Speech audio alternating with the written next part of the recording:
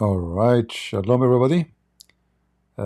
First of all, he is risen. Happy Easter and happy Resurrection Day for all of us. Our Lord is the living, and their God is not even exist. Uh, I wasn't really planning to go live, but somebody sent me a video of Miss Lubna. Lubna, I spoke about her in the previous video. So she, decided to respond. And just to make it clear, I'm not here to make fun of this lady. I think she is a good woman. Uh, I mean, everybody have his own, let us say, reason to be what he is. For me, I will always I speak in a very, let us say, straightforward, harsh, tough way. Even with a Christian, if a Christian do something I don't like, I criticize him. I don't care. I don't. Uh, I have loyalty only for what I believe, not loyalty to people. So if a Christian do something wrong, I say this guy he did something wrong. That guy, and people don't like what I say. They say why you are bashing this Christian guy. I'm not bashing. I'm just saying the things as it is. So people don't accept. Uh, you know, let us say some people they have loyalty to a person, and the second you criticize the person, they feel like you are criticizing them because oh, we support this guy. We think he's a good guy. Why you are criticizing him? And sadly, if you criticize a person, they will think you are saying he's bad. I mean, he might be bad, he might be good, but criticism is a must for someone who is faithful, and based on his faith, he criticizes.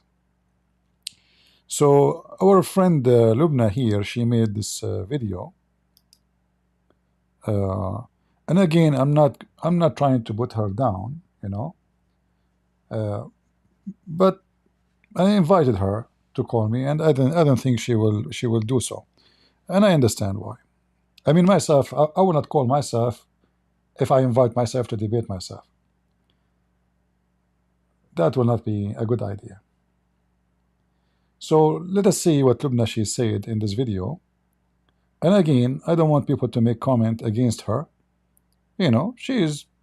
I mean, she have her own. She's born in a certain family, in certain situation. Uh, you know, we have to understand where she is coming from. At least she is being honest in many ways when she speak about Islam, but she don't dare to say I am criticizing Islam. Oh no, no, I'm criticizing the bad apples. And in this video she made, it's a very short video. I did not watch all of it, but let us watch together and see what she is saying.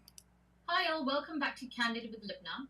Now in today's video I'm going to respond to Christian Prince. So yes, some of my viewers advised me that in a few of his recent past lives on his YouTube channel, he has commented on some of my videos. So what I would like to do is play a few clips from his live and respond to some of the comments that he made about me. Please note that his lives are a few hours long, so of course I can't play. Correction, Lubna. None of the comment I made is about you. I mean, I don't know you. You see, you say that you saw yourself, you show your name. Still, I do not know you. Somebody told me that in your video, you said, but I did not see it yet, that Christian Prince he don't show his face. If you think somebody showing his face or his name, that means you know him. You are mistaken. You do not know people by seeing their faces or even seeing their ID. The Lord, he said, from their fruits you shall know them. So I was speaking about what appeared to be your fruit from the word you said. Otherwise, I never spoke about you.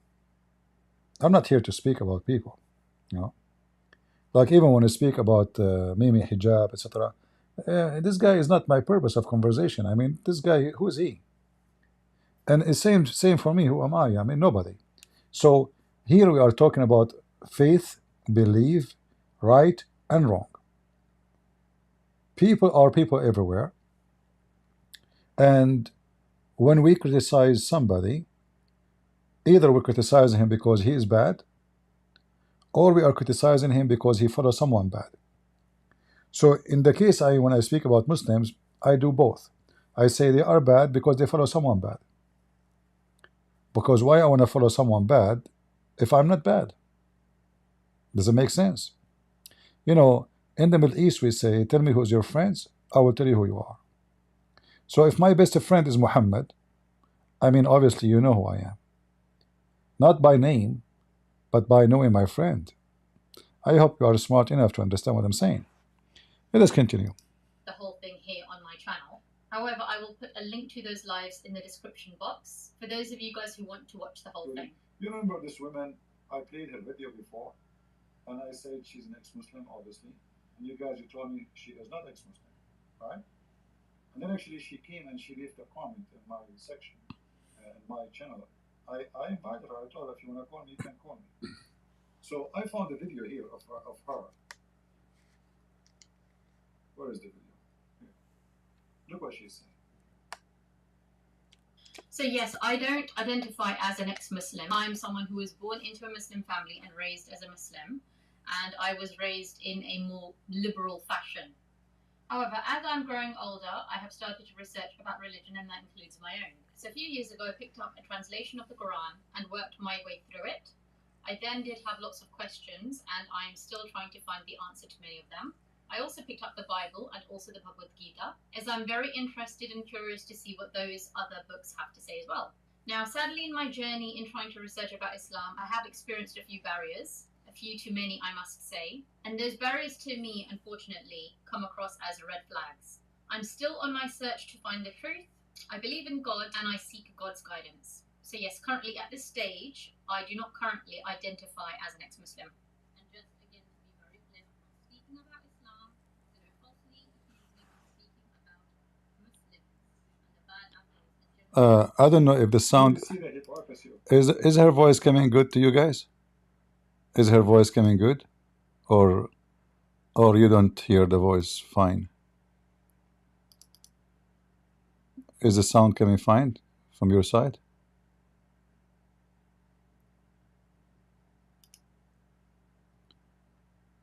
It's good? It's low? Yeah, when she play the video, my video, the voice will come low. But I think her voice coming fine. It's alright. Let us continue. Of this woman, she said they are using the scriptures. So you just admitted that the scriptures is teaching them that. So she isn't speaking about Islam. See, Lubna, she is shaking her head. She is saying, no, no, no. Hey, Lubna, isn't it the mut'a is in the Quran, chapter 4, verse 24? Isn't chapter 4, verse 24 says, beat the women? Isn't chapter 4 says, go and do boom, boom, not marry, do nikah, which means the F word, to 2 and the 3 and 4, not or, which means 9, not even 4. 9. So when you shake your head this way, and you make your eyes like, come on, you know. I mean, what are you talking about? The mut'a is in the Quran. Did Muhammad sleep with his slave? Marry the cook, the maid? He sent his wife to see her father. He told her, your father waiting for you. She went there. The father told her, no, I did not call for you. She suspects she went back home. She found Muhammad in the top of the slave. Isn't this a secret behavior? She is not even his wife. She is a maid. So what do you mean you shake your head? Isn't it your Quran consider you half a brain? So you cannot even be a witness in the court? And the only time you can witness in the court, if you witness borrowing money, and you have to be 2 women equal to 1 man. And those 2 women have to be approved. So if Lubna, let us say there's a 1 billion Lubna, they saw a murder. Do you know that she is not allowed? The 1 billion Lubna are not allowed to witness in the court. Can you believe it? This is your religion. You do not need to believe me, Lubna. Go check right now. Search, can a Muslim woman in the court witness for capital punishment? She cannot. She's not accepted. After like many take and break and take it and bring it, they come to the conclusion, says we should allow her to witness for giving birth, because usually men are not allowed to enter the room where women are giving birth. So a woman should witness birth, even though that is not on the Quran, but they call it ijtihad. But in the case of murder, in the case of theft, in the case of, even in the case of rape, you cannot prove rape in Islam. Even if somebody rape you, you cannot prove it, because you have to bring four witnesses, and they have to see his private part going in and out. Even adultery, like now they are talking about this Salman, they accuse him of adultery. If his wife, she accused him in a Muslim country, she will be whipped 100 times in her back.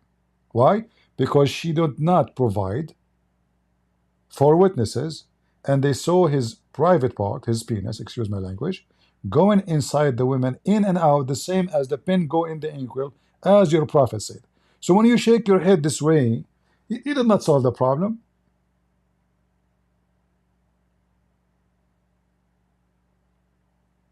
I was expecting you to refute me. You know, you said my response to Christian Prince. Is that a response? You shake your head? That is not a response, Lubna. And again, by the way, I am not against you. All right? Honest, the Lord is my witness. I'm not against you. I'm just asking you, be honest with yourself. I want you next time to go live, if you go live, and if you wish to talk about me, no problem, to show me where I lied or I was wrong. Don't shake your head like this. That's not right. Like if somebody see you're shaking your head like this, it sounds like you are saying Christian Prince is lying. I would love to see you getting me busted. Trust me, I love it. Like, look how you open your eyes. I cannot do that. Only women can do that. Sorry. I like the way you like your facial. So moving your head, opening your eyes, closing your eyes does not give an answer. So what about next time you go live? Say Christian Prince, he did not tell the truth. The Quran did not say beat the women in chapter 4, verse 34. He's lying. Or tell them in chapter 4, verse 24, the Quran did not teach to do muta, which nothing but sex marriage. They call it marriage, but it's sex, it's a prostitution. Not only that, in fact, the Quran said you can practice prostitution. If we go right now to the Quran, just to show you how bad your religion, don't shake your head to me.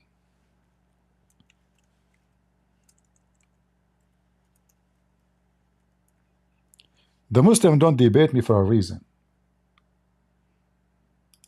This is chapter 24, verse number 33. All right? And this verse speaking about using your girls for prostitution. You see in the translation here it says slave girls. In fact, in Arabic it does not say slaves. It says fatayatukum, which mean your girls. Your girls. So force them not if they choose a chastity. Oh, so if they choose not, it's okay. It's in front of you. And even if you force them, Allah is all merciful. There's no penalty. There's no punishment for prostitution. So if the girls agree for prostitution, all right, no problem. And look, just to show you how the Muslim translation lies. Look at this translation here. This is Biktal. I will change the translation, and right away we'll have a new Quran. Look, miraculous Quran. And force not your maids, now it became maids, okay, to prostitution if they desire chastity. So ask them, do you like to work prostitute? If she say no, don't force her, please. If she say yes, okay, no problem. And if you force her, Allah is all merciful. And the same we can find in chapter 4:24. The muta is not a word coming from the sky. Muta mean joy. In this case here, it's about sexual joy. In other way, it's a lust, because there's a huge difference between joy and lust. So this is the Quran, chapter 4, verse 24. It says, "ما استمتعتم فما استمتعتم به منهن." Bihi, go back to their vagina. So when you enjoy their vagina, pay them their wages. So what the muta is, you go to a woman, you say to her, I offer you money for 3 hours, boom boom. If she agree for the time and the price, she will say, how much you pay me? He will say $10. If both they agree with the time and the money, then they go for it. In fact, if we go to your Islamic website, we will find the Muslim with no shame speak about muta, and they are saying it is kind of rental.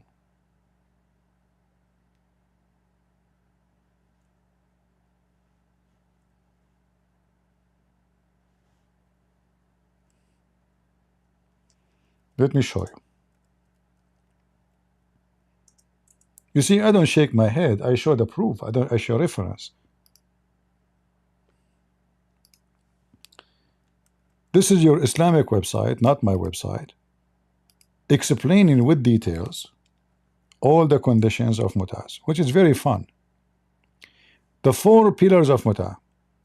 You can read them. I will post the link. In fact, you can freeze the channel. I'm sure you are smart, you know how to search on the internet.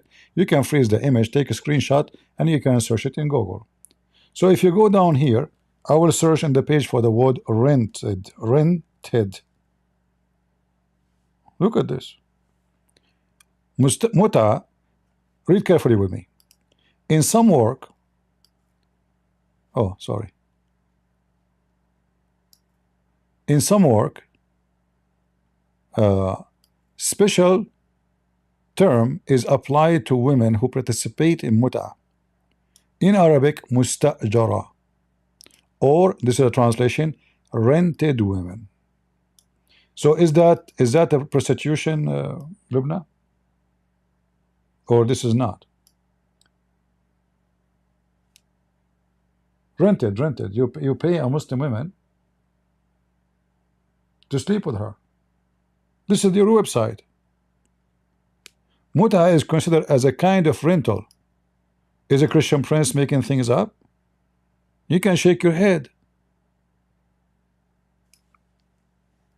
Go ahead, shake your head. It's considered as rental. Why? Because general man's basic aim in this kind, they call it marriage, in this kind of marriage, is sexual enjoyment of a woman. So is the woman now become a sex toy? A whore, prostitute? Yes. So when you move your head left and right, like, that does not respond to what I say. Everything I say is true. You go silence in those things I say. You skip it. I thought you want to respond to me when I say something serious. But you did not, because I'm saying the truth. No Muslim can respond. Muhammad, he did mut'ah. The Muslim did mut'ah. The Quran said do mut'ah. And in fact, there's no verse in the Quran says don't do mut'ah no more. Nowhere in the Quran says don't do mut'ah. Imagine if Jesus saying to the Christians do mut'ah. Nobody will follow him. Because that will not be Christ, the one we are waiting for. The Lord of decency. Let's go back to, and again, I don't want people to make comment against Lubna. I feel sorry for her, She is, I mean, she is born of a Muslim family. She is afraid, to say things as it is. She want to keep, let us say, a safe line. She's criticizing, but she is not out of Islam. Okay. She said they are using the scriptures. So you just admitted that the scriptures is teaching them that. So she isn't speaking about Islam. Take a note, okay? I'm talking about those are bad Muslims, okay?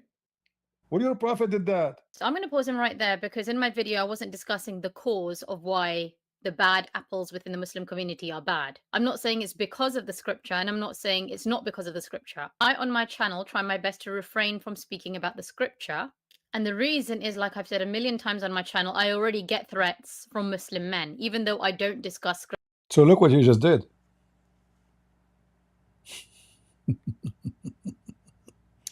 See, Lubna? So you are not discussing the cause. So what's the point of discussing it then? You know? Like, are you the doctor who don't discuss the cause? If we don't discuss the cause, we cannot solve the problem. So what we are discussing exactly? Mimi hijab? Like, is it really important for you and me?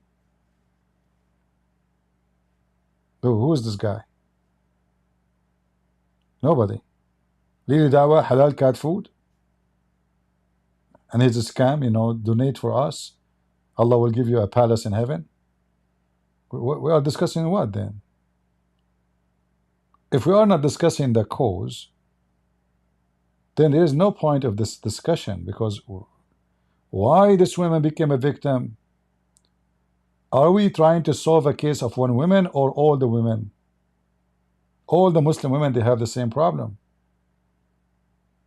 And again, they have to be religious to have that problem. When you say, I'm born of a very liberal family, that's not a Muslim. You keep calling yourself a Muslim. If there is something called liberal Christian, no, you cannot. What liberal Christian? There's no so-so. Either you are Christian or you are not. Like, yeah, I'm a Christian, but I don't believe that we should not do fornication. Yeah, I'm a Christian, but believe, you know, it's okay to be a gay. Oh, I'm a Christian, but you know, well, you cannot say that. You know, there's no Muhammad software update, or Jesus version 2.0, 3.0, 5.0. Christ is a Christ, Muhammad is Muhammad. And the Quran is the Quran, and the Bible is the Bible. That's it. We cannot upgrade. There's nothing called liberal Christian. There's nothing called liberal Muslim. That is a lie. It can't exist. If you call yourself a Muslim, the second you call yourself a Muslim, it's mean you follow Muhammad teaching. If you say I'm a liberal Muslim, that means you don't want to follow Muhammad teaching, but you want to call yourself a Muslim. That's funny. So I am a liberal Christian, but I don't want to follow the Bible. How in the world I am a Christian then?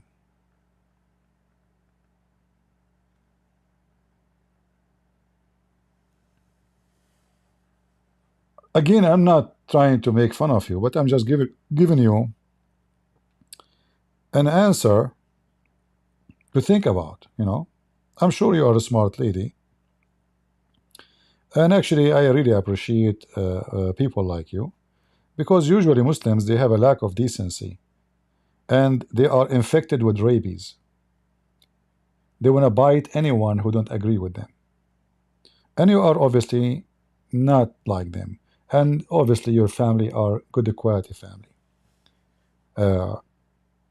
When you say to me, I am born of a liberal Muslim family, you are born of a non-Muslim family. Because look at you, you are not even wearing hijab. Do you know that your prophet, he says, if you do your eyebrows, you go to hell, Allah will curse you? The funny Muhammad, he command Muslim men to shave their mustache and to shave their hair and their body, but women, she cannot take hair from her face. He like her to look like a goat. And when you ask the Muslims why, they say, oh, because the prophet, he considered doing that is a change in how Allah made you. Look at the stupidity. So you Muslim, when you shave, Muslim men, when you shave the body hair, your body, all your, Muhammad, he used to use something called an-nawra, which is sugar, cooked sugar, like form of sugar. They stick it in their body, you know. So Muhammad used to take the hair of all his body. But isn't it, this is a change in the way Allah made you look like?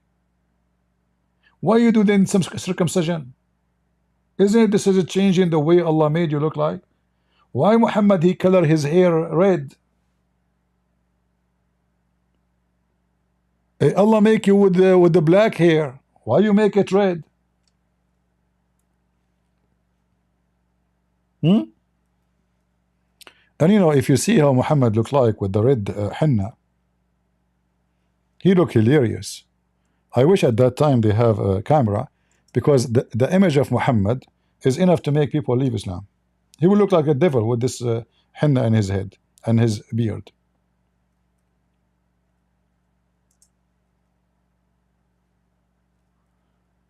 Let me show you how Muslims look like with the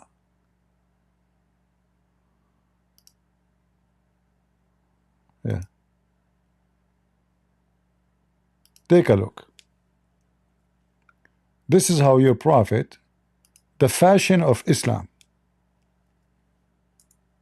This is a fashion of Islam.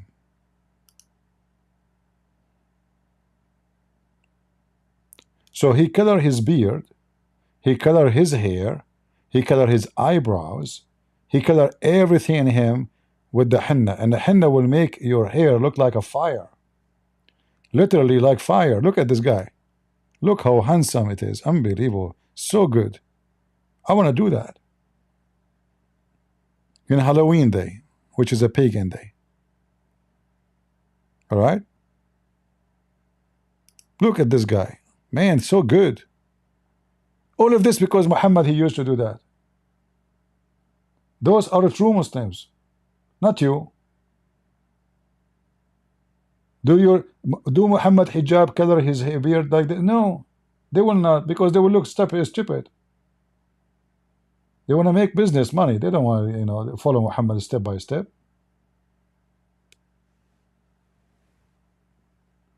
By the way, guys, what do you think if I did my beard like this? I don't know. I think it's going to be good. Hold on, I have a caller. Hello? Get a breath. Faith of all, you cannot do it this way. Hey, why is that connect? Very reason. This is only for Muslims, and only Muslim can do that. Oh, what do you mean? Like Muhammad, he have a copyright over it? Exactly. Okay, what if I did it? What I would do? We will take you to the Islamic court, and we are going to make you to do it. What the heck? What the heck is that? I don't understand the thing. What you will do if I color my beard like that? This is very. I mean, I'm sexy, and you know it, right? This is very. Look at those faces. Look at this madness. Look at this madness. Look at this madness. Lord have mercy. This guy in the corner in the left, he looked like me when I was young. The left in the corner down, you know. Yeah, when I was young. Now I don't look the same. I wish. Yeah. All right. So you know, the fact is, speak for itself. It's not about people. It's not about this guy did this and that. You know, the whole purpose of me talking here is to speak about Islam, not to talk about Lubna, not to talk about Christian Prince, not to talk about those Mimi and Fifi and those scumbags. Those are liars taking advantage of people. And you yourself, you call them the clowns. And I agree with you. Go ahead, Lubna. Scripture and I don't criticize a religion, I already get threats from Muslim men. And ideally, I don't want to put my life at greater risk. But did you ask yourself why you will be at risk for criticizing Islam? Because Islam is, this is what Muhammad told them. Again, you are ignoring the fact. Muhammad told them, if somebody changed his religion, kill him.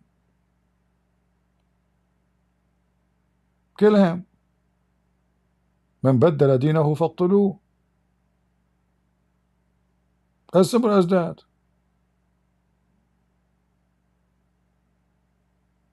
A blind man, he put his dagger in the stomach of his mistress, which is the mother of his children, his slave. According to the blind man, she insulted the Prophet, so he put the dagger in her belly. And then second day, Muhammad, he said to him, why you did that? He said, she insulted you. Muhammad says, her blood is free, her blood is free. This is your Prophet. Remember, you call yourself Muslim. As long as you call yourself Muslim, so why you are complaining about people, you know, threatening you? This is what Muslims believe. This is what Islam teach. Continue. But I never said it's not because of the scripture, and I never said it is because of the scripture. So you will not dare to say either. So what the point? It's like somebody, you know, my teeth is hurting. I will not say it's because of the bacterias, and I will not say it's not because of the bacterias. But we know that it's because of the bacterias. Correct? Like, if I didn't see it, say it. Does it make any difference really?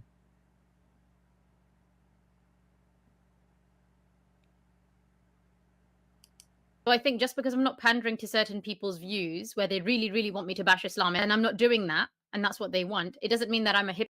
No, you are bashing Islam. You see, you claim that you are not bashing Islam. But when you say they are using the scriptures, and you try to fix it, and you say they are misusing the scriptures, that's not right. Because there's evidence that this is what Muhammad taught. They are not misusing the scriptures.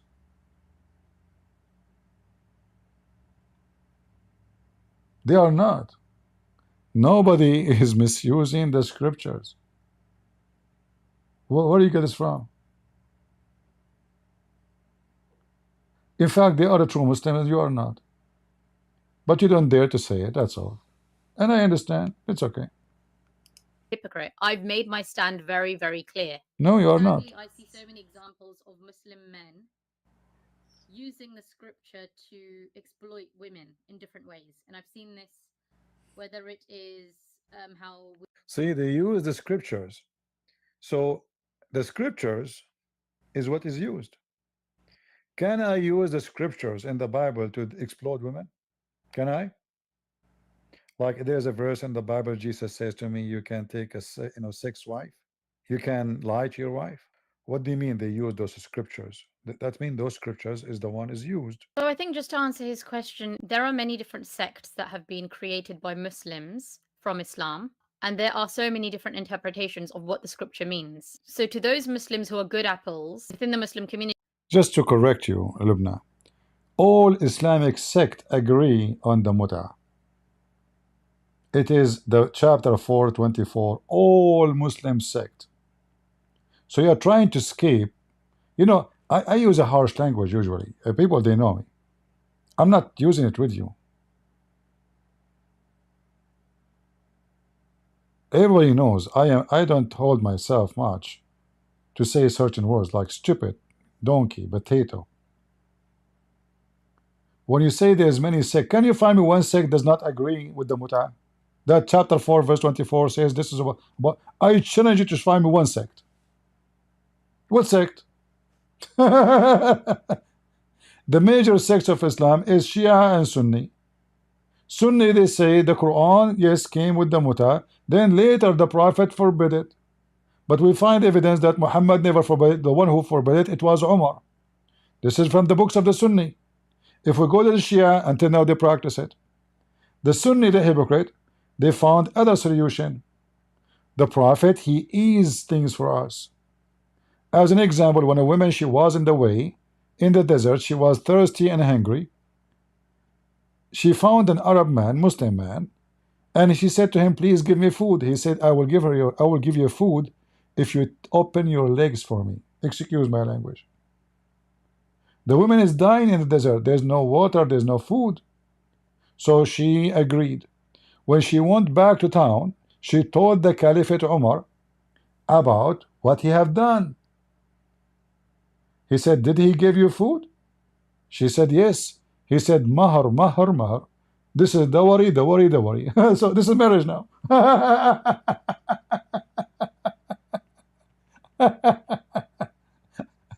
Marriage for 15 minutes in the road. So the woman, she came to say to him, look what he did to me. I was dying. I need food. I need water. He will not help me unless he sleep with me. Omar, he said, did you agree with him? Did he give you food? She said, well, I am dying. So so what? Did you agree or not? So maybe Umar was a bad Muslim, huh? Maybe Umar was from the sect of Hulunulu. What about Ali? What about Abu Bakr? You know, uh, I can show you tons of reference about all the caliphate practicing that. All of them, with no exception. There's different sect. That's a good answer. Really. Let me tell you about one of the sect which is very funny. I like it. They have a night. It's called the night. I don't know how to translate this word into English. Hmm. You know, when you close your eyes, you know the game when like if you are a kid, you tie up your eyes, and then you try to hold the person, like you hold him by your hand. You know, you catch him. So the Duruz, one of the Muslim sect, they have an occasion. It's called catch and take. Catch and take. So they go inside a big room, and this room have women and men. All the men they put like a scarf on their eyes, so they can't see. And whoever you catch, whoever woman you catch, is yours for the night. But I can confirm to you that this is not from Islam. This is the Duruz. But you cannot say to me that Mut'a is not Islamic, because no single Islamic sect don't agree. Not a single one. Not a single Islamic sect says you cannot hire a woman for 1 night or 3 nights. You know, maybe Muhammad, he misused the scriptures. Muhammad is a bad Muslim. He is not a Muslim, right? And the Muslim, they try to fix it.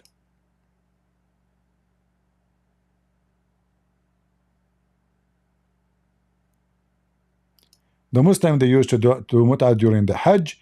They used to do mut'ah even out of the Hajj. And it's obviously the mut'ah never been forbidden by Quran. Never. Here they lie, by the way. They say here Hajj tamattu'. There's no Hajj tamattu'. The hadith says the mut'ah qad nazalat in the book of Allah, and we did it with the Prophet. And then there is no Quran came to forbid it. And he did not even forbid the mut'ah until he died. So Muhammad never forbid the mut'ah. Never. And they did it with the Prophet. We perform it with Muhammad.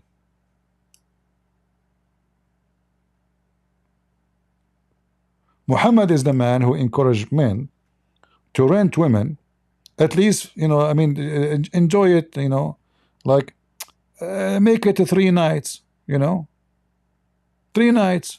Don't, you know, come on, enjoy it. And this is Al-Bukhari. Messenger of Allah said, if a man and a woman agree, here in the translation says to marry temporarily. This is false translation. Nowhere the word marriage is mentioned. In Arabic it says أيما رجل وامرأة توافقا فعشرة ما بينهما 3 ليال. Any man, any woman, they agree to F each other to 3 days, 3 nights. If they like to increase, they increase. If they like to decrease, they decrease.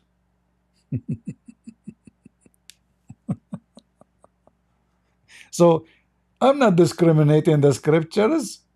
There is many sects in Islam. That's a good answer. Those are the Sunni. And I just already showed you the Shia. This website here is a Shia. Rented women.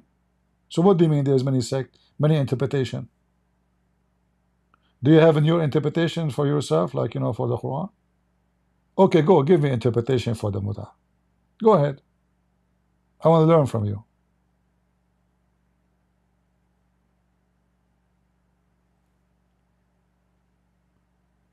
So your response is very shallow.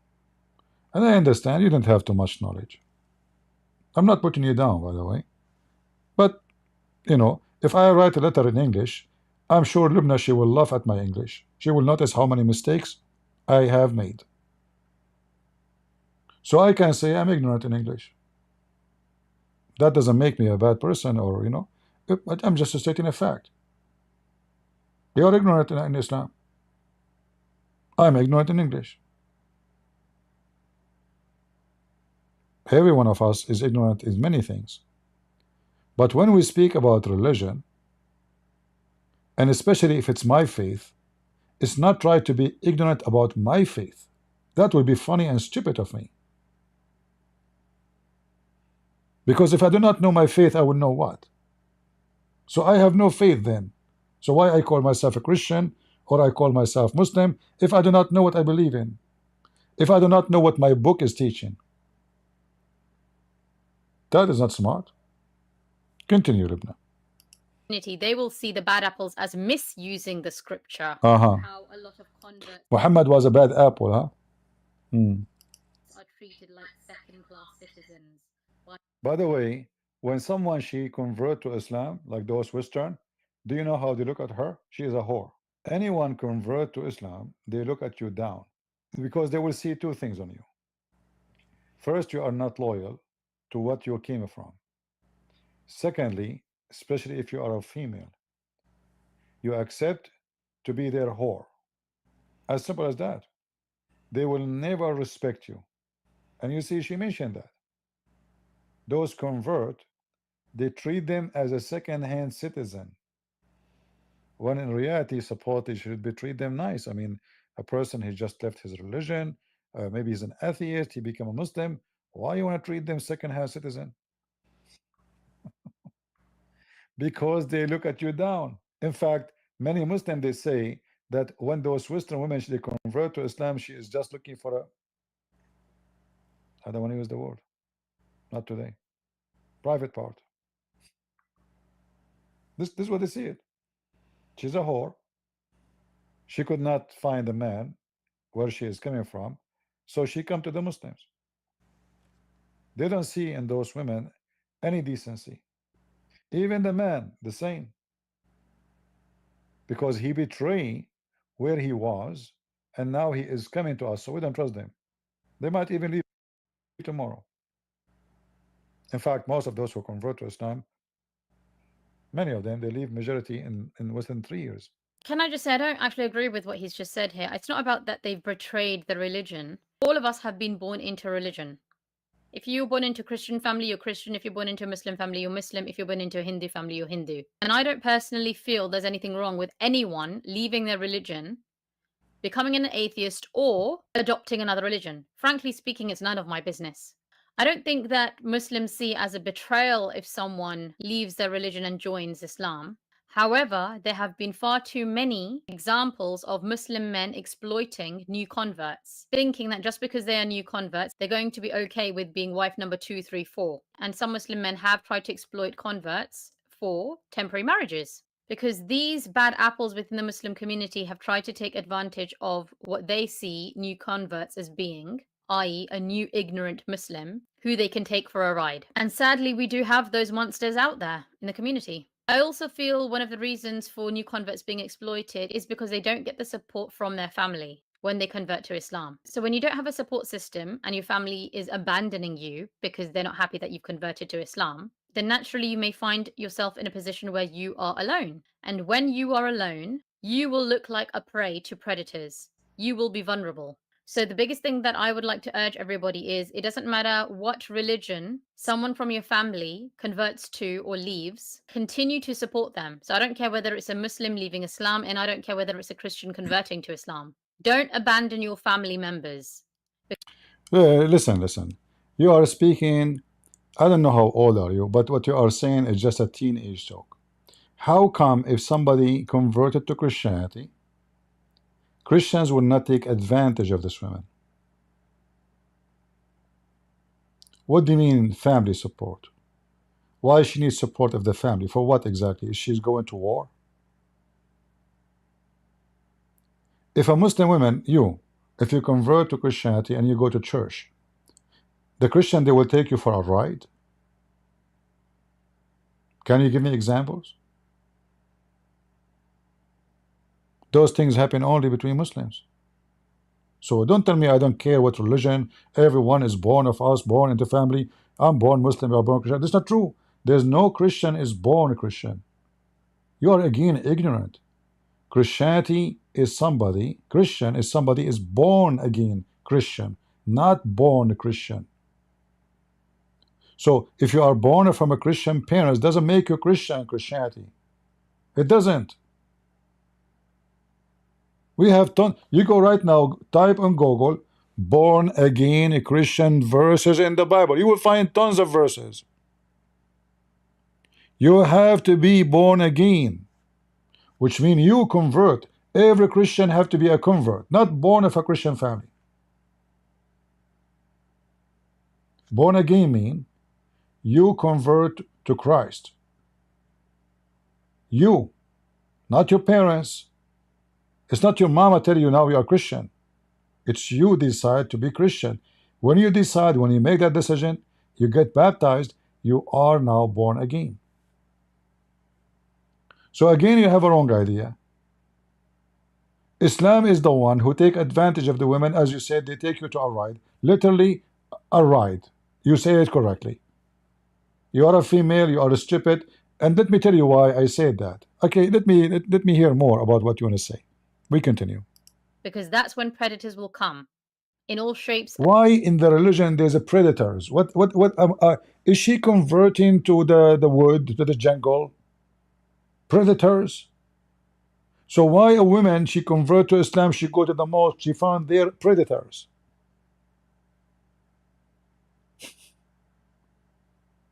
Why the predators are waiting in the mosque? And the people of the mosque, they are predators. And there's nobody in the mosque is decent to protect her from the predators. So her family should support her. What her family can do to her? Obviously, she is mentally ill. And sizes. I'm not going to act like a useful idiot. I'm not going to be someone who's going to be exploited and taken advantage of. I have a full right to live how I want to live in this life that God has given me. Where you God he gave you those rights? If somebody know this woman, tell her Christian Prince he invite you to come to us and study very well and come and tell me. I want to see where your God he gave you the right to live in the way you like. Where I want to see it. Where? So when he says your God, my God and your God, our God is the same God who created. Look at this. No, you believe in Allah. I believe Allah is a shaitan, is a devil. What's wrong with you? We are not talking about the creator. When you say the way God created me, you said you are a Muslim. You confirm that you're still a Muslim. So don't tell me my God is your God. Do my God teach me to beat you? No. Do my God teach me to have four like you? No. Even your God is not even a spirit. My God is a spirit. So how we can have the same God? Your God is heaven is a prostitution place. Everybody is having boom boom. You go to the heaven of Islam, every Muslim man, you say to him, Assalamu alaikum. Nobody can answer. Why? Because they are holding their jalabiya in their teeth and doing boom boom. I'm going to talk, sorry. I'm having sex. How your God is my God? Do we have even the same heaven? Do I have in my heaven boys who they are naked and they are serving me? Did my God promise me in this penis like your God? So don't tell me, oh no, there's no God, we have one God. No, we don't have one God. When you talk about the creator, yes, is one creator. But that is not your God. That's my God. Your God do not know even how the baby is made. Your God think that women, she have a sperm coming from her ribs. We thought women, they have boobs. It turned to be they have testicle boobs. Like, and they're big, man. They lie to us. They say, I have a breast. What is a breast? You have Two balls.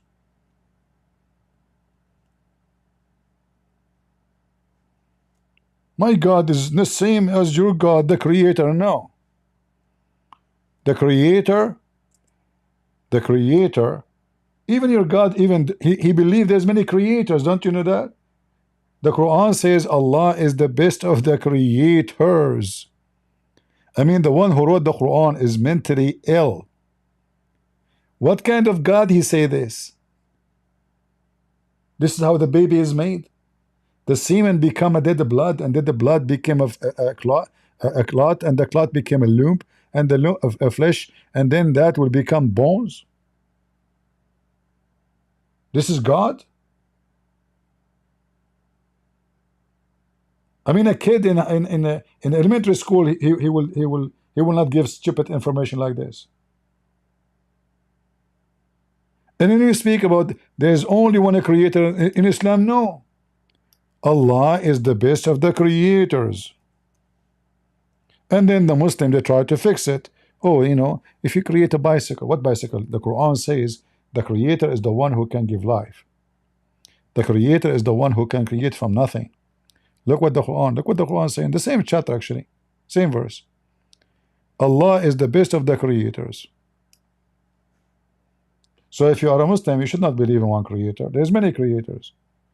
And the reason Muhammad, he said that, there's two reasons. First of all, he copied that from a guy's name, Abdullah ibn Sarh.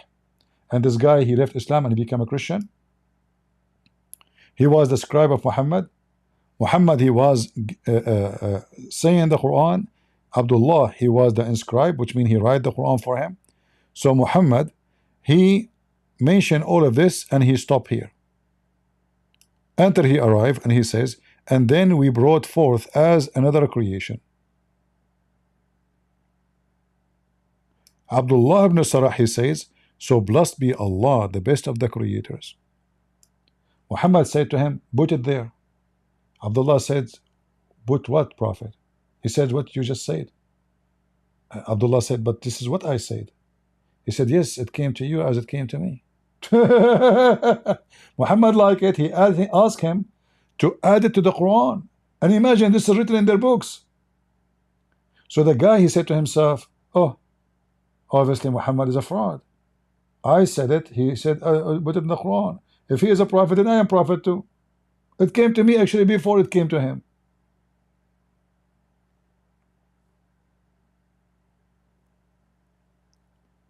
So when you say to me, no, we have one God, no, we don't. The God who says you are a sex toy is not God. That is the devil. This is literally the devil. This is not my God. My God, he said to me, one man, one woman. Family, love, not sex.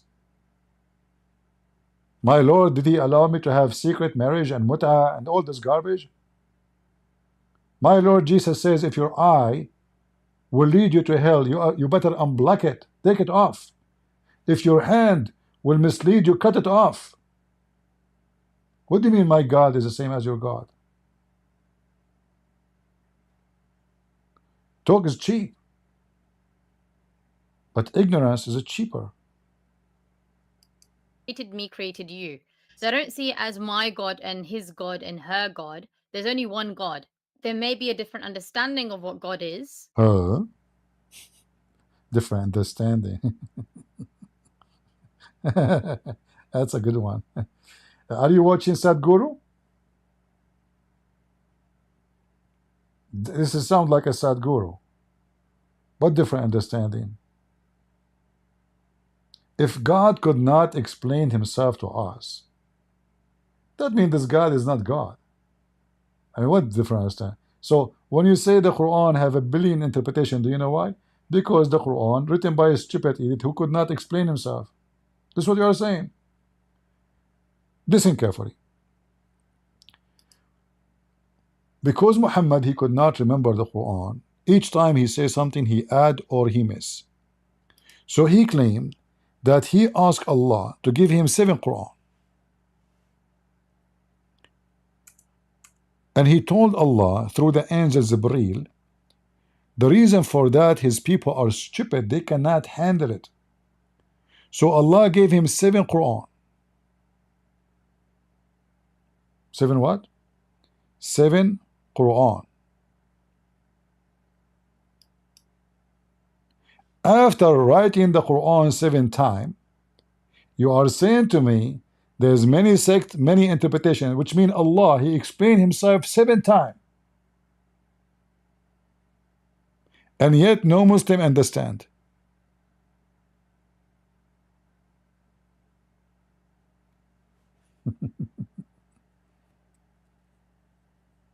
Somebody saying killing babies in the Bible. Do you dare to call me so we can read the verse together and we laugh at you? The one who's saying killing babies in the Bible? You are just a coward. Potato. Do you want to call me? Because first of all, I can show you killing babies in the Quran. And then we can go to the Bible and I can show you that you are a stupid donkey, you do not know what you are talking about. So which one is you choose? I can give you a certificate, by the way. Because the second you call Christian Prince, you will be proud. You can tell your mama, I call Christian Prince. And she will ask you now, can you show me your 4 legs? What happened to you after the debate? Do you want to do it? Huh?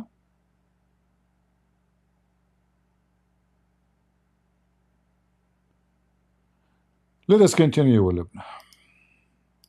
And what God wants from us. But I don't believe in multiple gods, that I have a different God to Christian Prince, for example.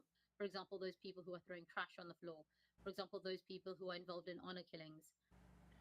Those are the only people I'm calling out, the bad people. And for some reason... That mean all the Muslims. Where is the rest? The rest are not Muslims. If you don't follow those things, you are not a Muslim. Anyway, see, here you notice how Islam is filthy. Those are the religious. The bad ones of Muslims are the religious. The religious. The more religious you are, the more stinky. In Christianity, can you be really a religious and stinky? You cannot. The only way to happen if you are hypocrite religious, false religious. So you claim that you follow Jesus, but in fact you are a devil. The people throwing the trash on the floor in the UK are not necessarily religious people. Just because they're wearing shalwar kameez and traditional clothes from the home country doesn't mean that they're religious. Just because... Okay, Lubna. What if I show that the Muslims in the mosque of Muhammad, they piss in the mosque? Not only the Muslim, they piss, even dogs, and they never clean after the dogs. Let me show you. Just to show you how clean the Muslims. Those are the Muslims in time of Muhammad. All right?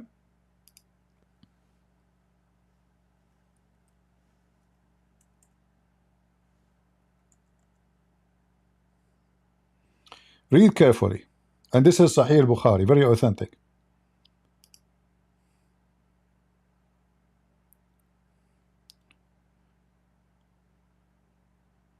My father said during the lifetime of Allah Apostle, dogs used to urinate and pass through the mosque, come and go. Nevertheless, they never used to sprinkle water on it. Where? In the first mosque of Islam.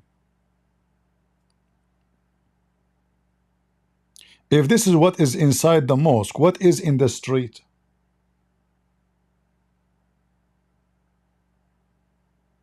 Huh? I can show you a story of a man. He stood in the mosque and he started pissing. Muhammad told them, don't stop him. Don't stop him.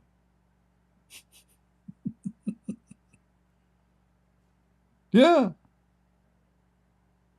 What about Muhammad himself? How he take a shower? Muhammad, he take a shower with dead dogs and women blood from period and stinky garbage. So there's no proof that those people who... What do you mean no proof? You go to the Muslim area, the garbage everywhere.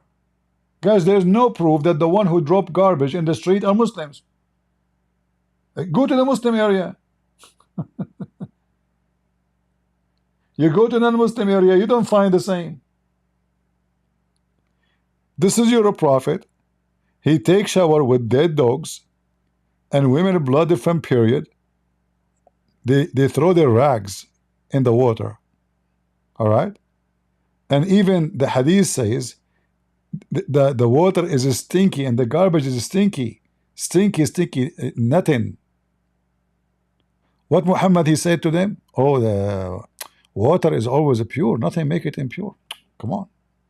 Prophet Muhammad. Huh?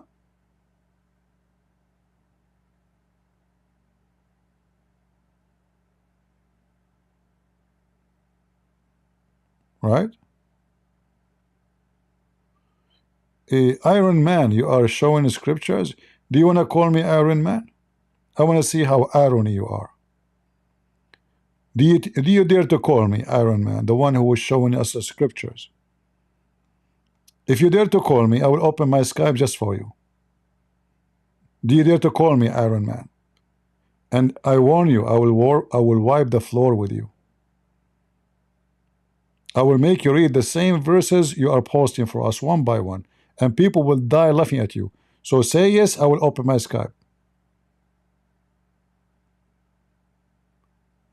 Iron Man in a second will turn rusty. So should we call you Rusty Man or Iron Man? Why you stop texting now? Mr. Rusty, are you there? Suddenly I mention his name, stop texting. He's nowhere to be found. Potato. You know why I call Muslim potatoes? They are under the ground. So you coward, you don't even dare to call us. You don't dare to call us. To face us with the evidence, because you know that what you are saying is going to be used against you. You know very well.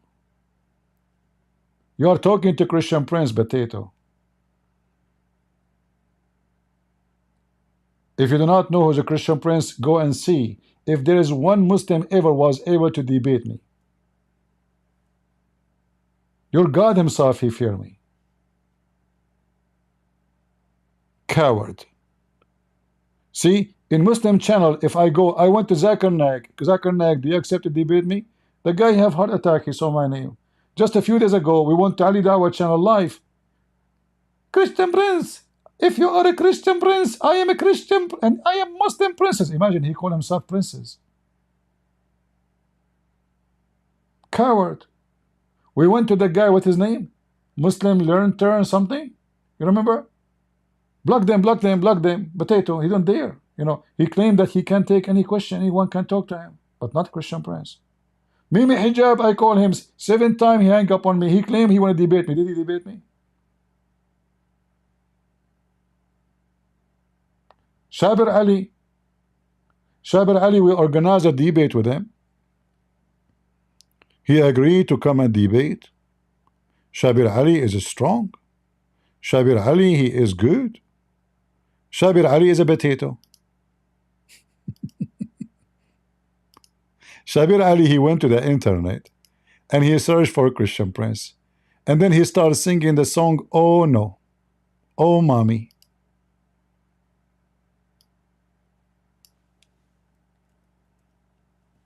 And when they asked him when you will debate me, he lied. He said, I contacted him. I never contacted him. This was ABN TV. They send me email. They send them email. Do you accept to debate Shabir Ali? I said, sure. They send email to Shabir Ali. Do you accept? We have a brother want to debate you. He said, sure. Then he went and he bought my books from Amazon. The second he got my books, he sent emails to ABN TV telling them, I apologize because I am busy with my PhD. And since then he is doing PhD. He have no time. He have no problem to debate David Wood.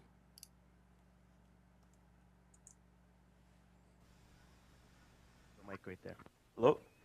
Yeah, I just came to ask the $1,000,000 question. Shabir, when will you ever debate Christian Prince?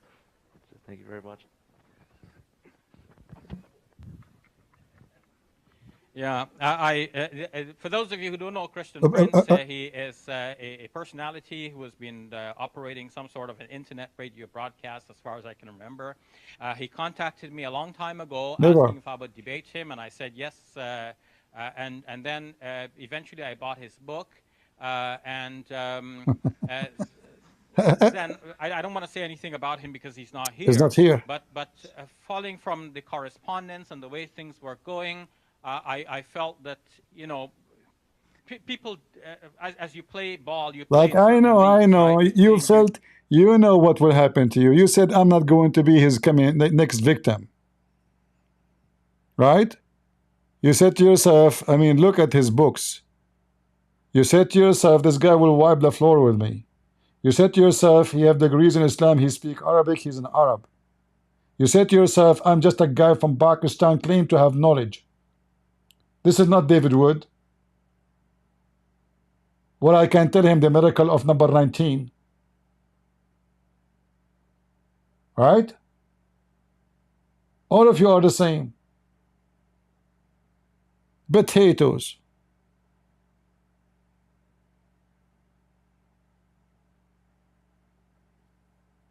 Anyway, let us finish with Lubna.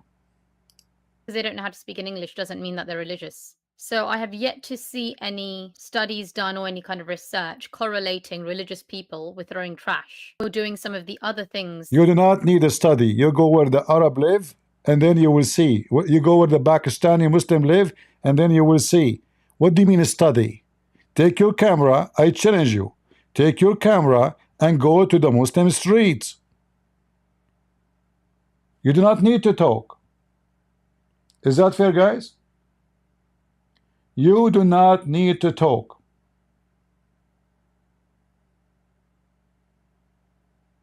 There's no need to study.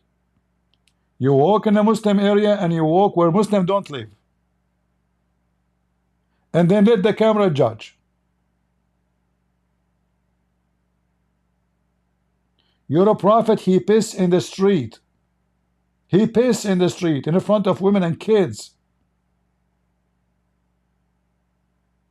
Muslim, they piss in the street in every Muslim country in the world.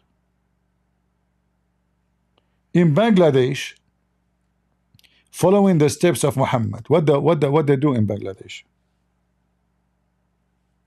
or in Pakistan,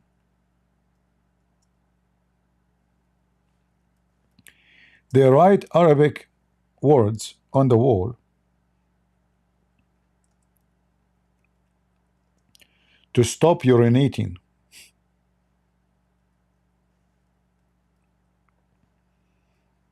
There's no proof, huh? Yeah, there's no proof. Absolutely.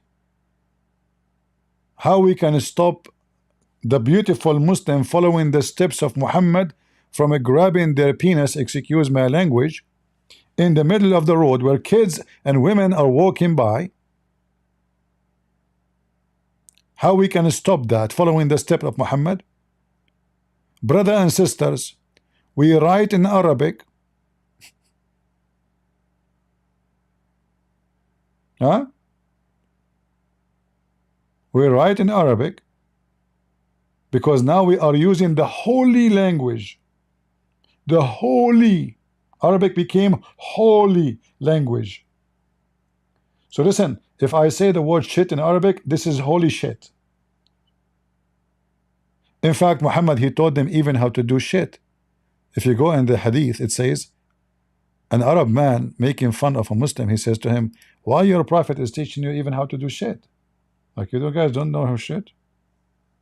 He said, yeah, the prophet, he taught us everything, even how to do shit.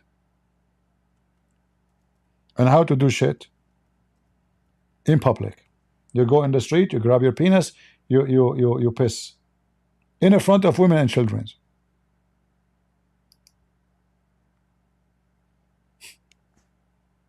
Look at the Muslim translation. teaching you even about your excrement. This is not what it says. حتى الخراء, how to do shit. الخراء. I mean, in the English translation, experiment. What is that? Yeah.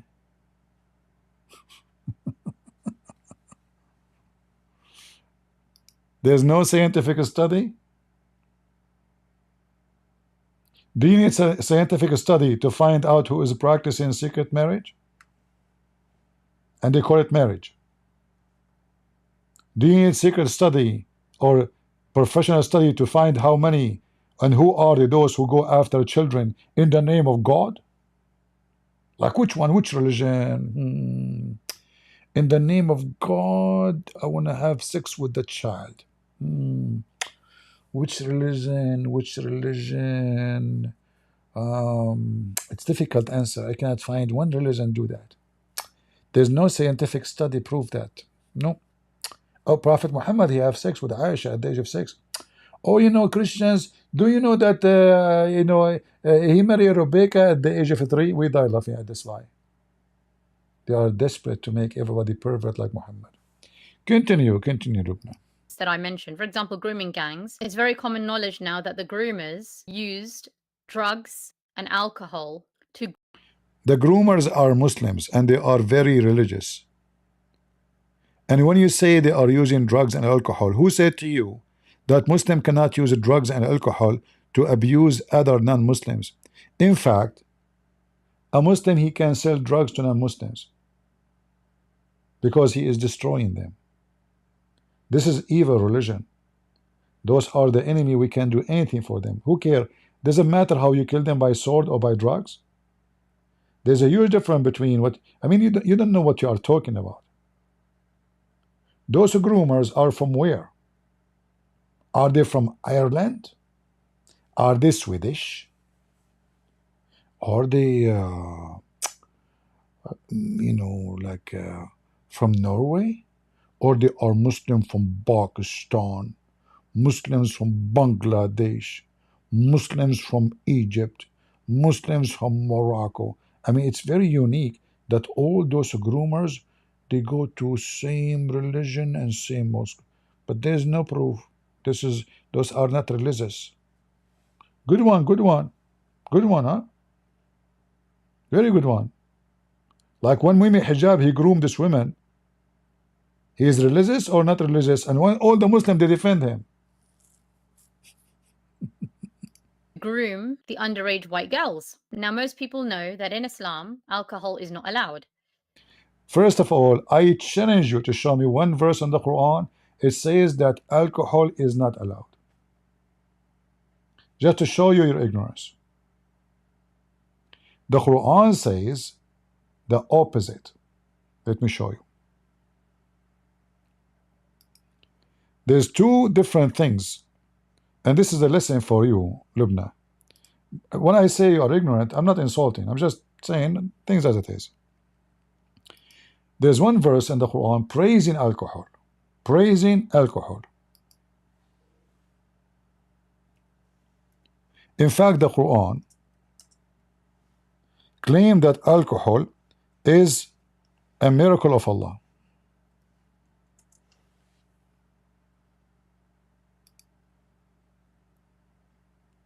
Do you see it? Chapter 16, verse number 67. The other verse, it doesn't say it's forbidden. It says فَاجْتَنِبُوا. فَاجْتَنِبُوا, which means avoid it. It's not haram. Nowhere in the Quran it says it is haram.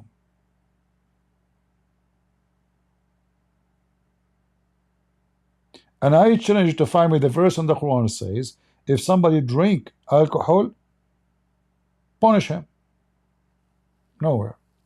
And as you see, it says it's a sign. Being a drunk, it's a good provision. Alcohol is a good provision. Who's saying that? The Quran.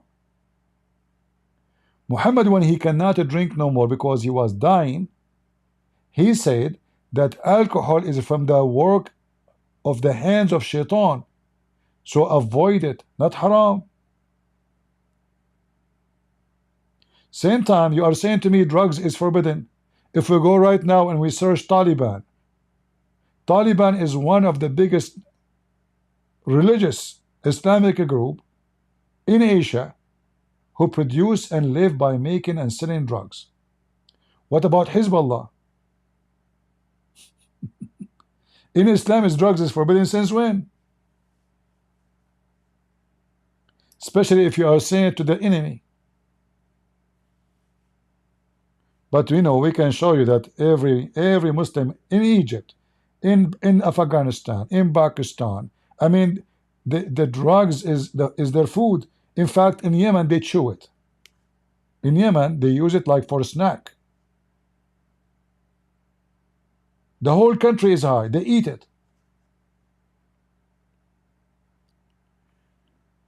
All what you need to do, Lubna, is to go in the internet and search drugs in Afghanistan. Heroin, cocaine, you know, just search. Come on, you are a smart lady, you have a computer. Not like me, I'm an Arab. Search for drugs in Egypt. Drugs in Saudi Arabia. Do you know that even the most religious society is the most corrupt one in Muslim countries? As an example, in Afghanistan, they bring a boy, and they dress him like a girl.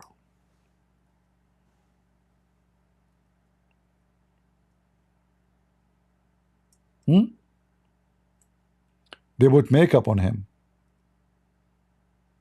And after the party, they rape the boy.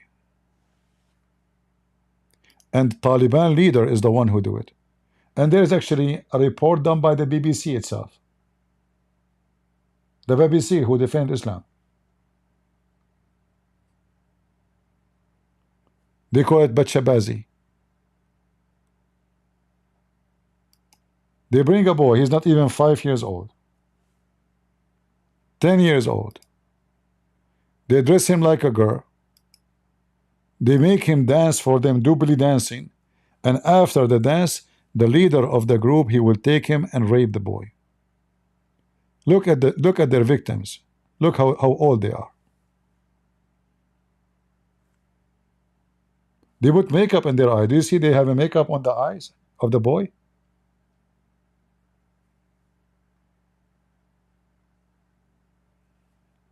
Go watch it. The Bachabazi. This is your religion. Not only they groom girls, they groom boys.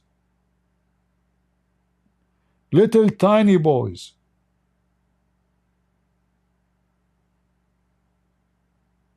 There is no proof. No proof, no proof. I mean, aren't you afraid people will laugh at the way you are defending? I thought you are going to be different. You will be honest. You will be decent. He says, yes, okay, but with, maybe because, maybe, etc. No, be honest. Denying it doesn't make it not exist. This is your religion. Those are boys for 6. Look at this poor kid. They dress him like a girl. And then after he danced for them, they rape him. This is a teenage boy. He's not even maybe 13, 12 years old. Look at the mullahs around him taking pictures. He will dance for them. And this is what we have in a camera. Imagine what we don't have in the camera.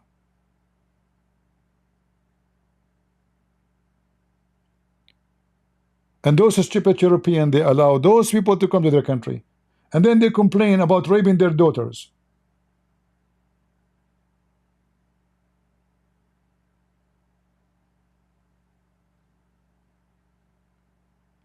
Europeans are so stupid and so donkeys. Mental.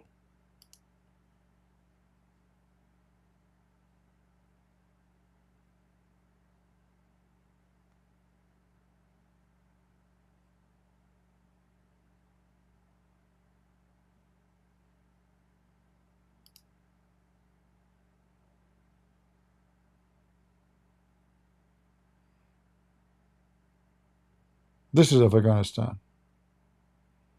And Europe welcomed them. And Lubna, she want to tell us Muslims have nothing to do with those things, you know. You have, there's no proof, no proof. So again, this may sound like I'm covering for Muslims Yes, or you are. Islam. I'm not. So I'm slightly confused on how he has made this correlation. What he's done, this brother has done so much for Islam, and he's invited so many people to Islam that we have to take his side. And there are very few Muslims with a sane mind who are saying, actually, if this guy has done bad, we need to call him out. It doesn't matter, you know, what he's whether he's invited people to Islam or not. You know, everyone needs to be treated equally. And he can't be given some special treatment just because he's got 1 million subscribers and he's pretending to be such a great. Well, you see, like when I speak sometime like harsh on David Wood, people get upset. But reality is this guy is just a fraud. And someone saying to me, his name, Das Didi. You have to watch what? Let us put what he is saying to me on the screen.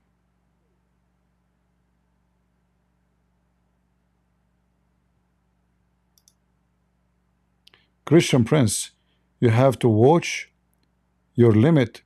Do not cross the line. There is a thin boundary between spawning hate and preaching. Mr. D. Daddy, I think you are a piece of shit and you are trying to teach me about hatred. Because you stupid idiot. Don't you hate to see a boy being raped? Look like you don't hate it. I do. Don't you hate to see a woman being used and abused and beaten and raped? Look like you don't hate it. I do. So look like my hate is a good hate, but your hate is satan. Your love is satanic. You love it, don't you? Christian Prince, be careful. There is a thin line between hatred and preaching. Donkey. I don't know what your mama she gave you for food, but obviously she was not feeding you. She was shitting you. There's people that are born from their mother vagina, but there's some people that are born from their anus. You are just a stupid donkey. Like, did I say we have to hate the Muslims? Did I say that? Did I say we have to kill them? Did I say what's wrong with people? We are saying this is a filthy religion. Christian Prince, be careful. Get out of here, you potato. Coward. We are fighting their hatred. We are fighting their abuse. And the one who don't stand against this filthy religion, he support hate. It's you who support hate. Because either you are with or against. You cannot be so-so.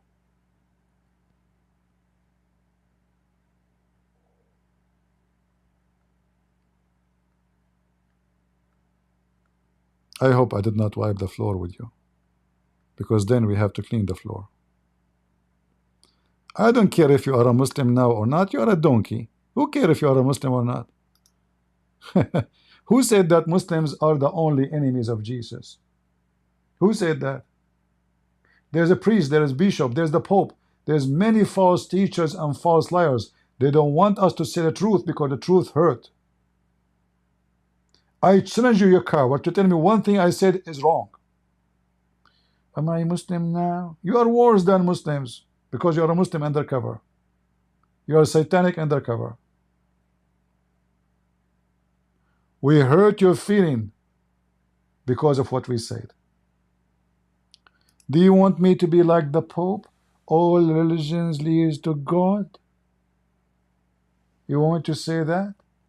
And that is the preaching, supposedly? What do you want me to say?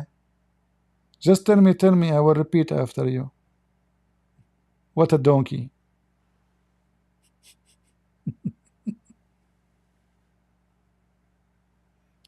Anyone who don't like the way I talk, I say to you one thing, get lost.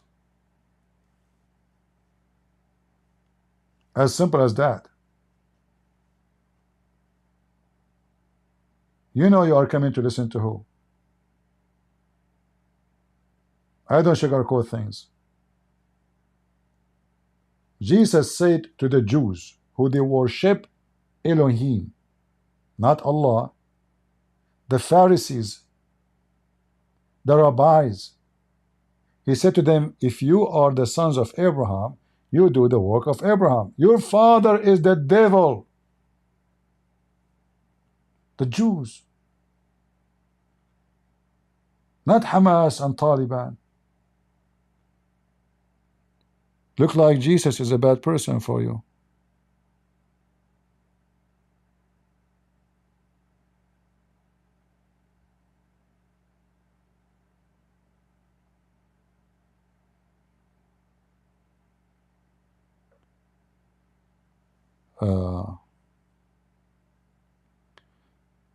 Zahra saying, I like those comments, by the way. Let us show you what Zahra is saying. Where is Zahra? Man, 2 comments to follow.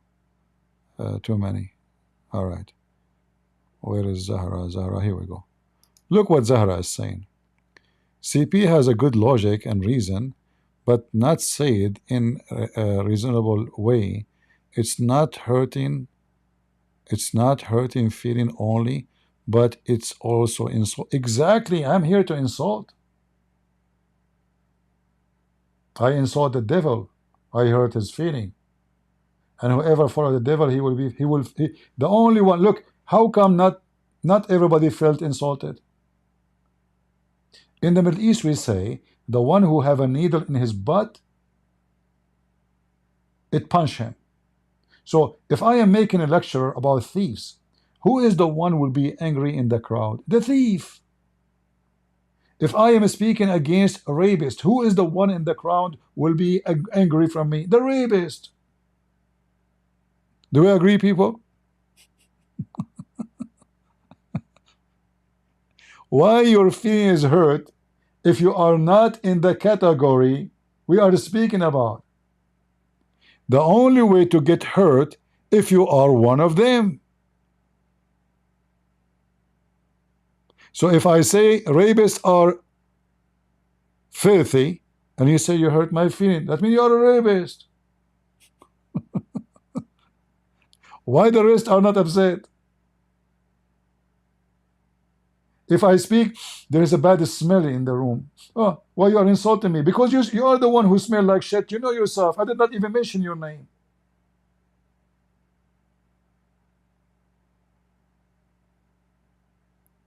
Don't try to bully me. I'm a Christian Prince. I will wipe the floor with you. You try to make me look bad, smear me, feel guilty. Oh, he's insulting, get lost. You heard nothing yet. But can you refute me? Zahra, do you want to call me and wipe the floor with me? And then I will get lost.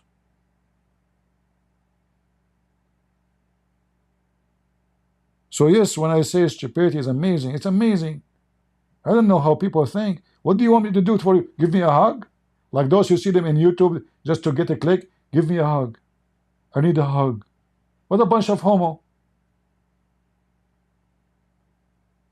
Go get married. Can I have a hug? What the heck?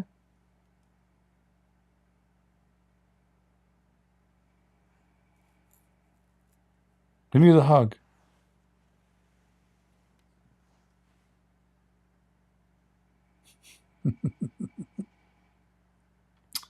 Anyway, let's finish with Lubna. And he is dummy and he is stupid. He got famous because of one debate with David Wood. And this is reality. And look now what happened. It's hard even to convince the Muslims that this guy is nobody. They are convinced that this guy is a hero. And all of this happened because of that stupid so-called debate. One debate. This guy become, that's it, we have to support him now. No matter what he do, even if he sleep with older women. Because in their mind, Oh, he's debating everybody. Look what he did to David Wood. He became a joke. You know, he debated him. He wiped the floor with him. So in their mind, this is what happened, and he's a hero now. And this woman, she is trying to be honest, but she is not honest in the same time. The whole problem is Islam, not Muhammad hijab. Muhammad hijab is a practice in Islam. You keep saying misuse the scriptures or use the scriptures. No, he did not misuse. This is your scriptures. The only funny thing about what happened, that he is so coward, he don't even dare to say I did it. Otherwise, everything he did, this is Islamic. Muslims allowed to use women and abuse women. And women is nothing but a sex toy for them. All your book says that. However, these people do have 1 million subscribers. So sadly, that shows that there are Muslims out there, and quite a lot of them, with this kind of screwed up mindset. But the most shocking thing for me is where Muslim women wearing a niqab, wearing a hijab, are covering for these clowns. Okay, and it's sadly because of small-minded No, you don't understand. Because those women, they are practicing what they have did. You see, when a woman she support such a person, that means she herself is a secret wife of somebody else. Did you ask yourself why she's supporting that? She's practicing that. She has the benefit of this. You see, many of those women, you know, like we keep saying Muslim men are pervert, but there's many Muslim women are pervert too. They want to sleep around. I didn't want to say we are sleeping around. So they accept secret relationship. They call it marriage, but in fact it's nothing but fornication. Like this woman, the woman, she was the mistress of maybe hijab, they keep calling her wife. What wife? They never get married. So obviously she is horny. She wants somebody. It doesn't matter who. And because she is just horny, the whole point of this is what? Sex. When the women agree for this, obviously she wants sex too. So this is your society. It's a sexual society. You do everything and you try to make it legitimate. So you have sex with the children, you call it marriage. You have sex with other women, you call it marriage. But in fact, there's no marriage there. You don't even walk with her in the street. You don't introduce her to your friends. If I'm walking with the woman, she's my friend, I will say, this is my friend, her name, etc. This woman, the secret wife, supposedly, between two bracket, he will not even walk with her. It's so off-putting. I don't know what to say in this video. All I'm going to say is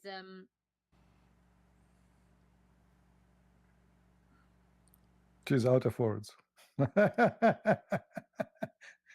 She is saying to herself, what kind of a shitty religion I am born into? So I feel sorry for this woman. I mean, her head is going to explode. She's upset of her luck to be born of a Muslim family. So why, Lubna, why you are, look at you. I mean, I'm playing your video. Why you are moving your eyes left and right? Did I say something wrong? You just said in the video, in your previous video, your head is going to explode. Is Islam comforting you? No. Your head is going to explode because of what? Is that because of Jesus? Huh? Or because of Muhammad? Just be honest. Who is the one causing you this headache? Just face it. Her prophet is a false prophet. is that I'm tired. Exactly. I'm tired, guys. I'm so tired. Guys, what Jesus says for those who they are tired? What Jesus says for those who they are tired? Come to me, I will comfort you. When somebody convert to Islam, this is how we Christians we see it. They just took our trash, because only trash will convert to Islam. So by taking our trash, we stay clean. Yeah, so I mean, I don't agree with this kind of mindset of that just because someone has left your religion, whatever religion that is, whether that's Islam, Christianity, Hinduism, or something else. I don't believe that it's okay to call people trash for that reason. I think it's everyone's right to believe in whatever religion they decide to believe in. You can't force someone to believe in Christianity if they really don't believe in Christianity. And if for whatever reason they do find some truth in Islam and they decide to convert, as long as they have not been groomed, coerced, or manipulated in any way, personally, I don't have an issue with that. Frankly, it's none of my business. You see, Lubna, you see, for me, I met all kind of women and men too. And I found that always there's a lack of maturity between men and women, not necessarily women. And here, look what you are saying. You don't think that the one who converts to Islam is a trash. You think it's not right that I call the one who converts to Islam is trash. You have to prove me wrong. When a woman, she knew that Quran teach her or teach Muslims to beat the wife, and she learned that the Muslim can have a secret wife, and he don't have even to tell his wife is he's sleeping around, and she knew that the Prophet he slept with a girl she is 6 years old, and she knew that in the heaven the Muslim man will have endless penis, and she knew that the man will have endless number of females just for sex, and she knew that Muhammad described even how they will have sex in heaven, and he said dahman dahma, which means you push it so hard. And she knew that Allah will give you, I mean, all the stupid stories, sexual stories. So to accept such a religion, are you trash or not? You tell me.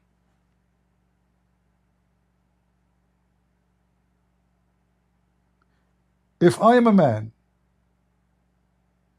and I respect myself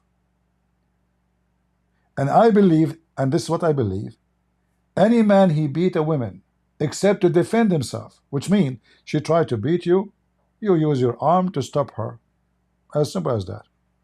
Not it's you beating her. So you are allowed to defend yourself anytime with anybody, women or a man.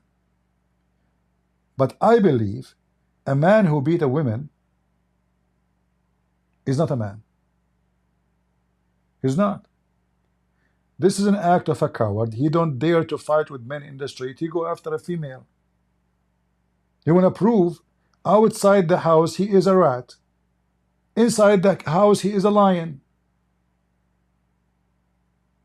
So in order for me to convert to such a religion, teaching me something like this, that your mama, just because she is a female, she is the devil.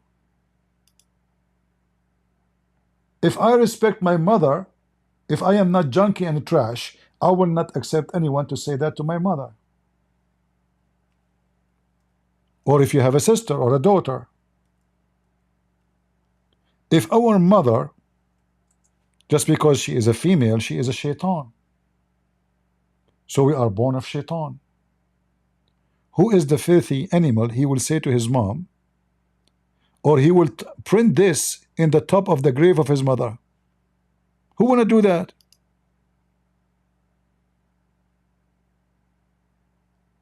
Who you, the Muslims, who dare to print this in the top of the bed of your mother? Print it, make it in a big frame. Don't you Muslim make a frame of the Prophet say? Put it there.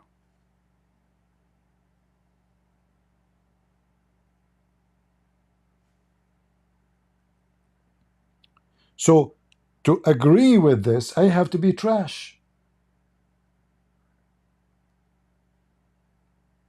When Muhammad he chased a guy, his name is Jabir, and he said to him, why you marry a grown woman? Why you don't marry a little child, a little girl? Why? And Muhammad explained why. He said to him, so she can play with you, and you can play with her. Pervert.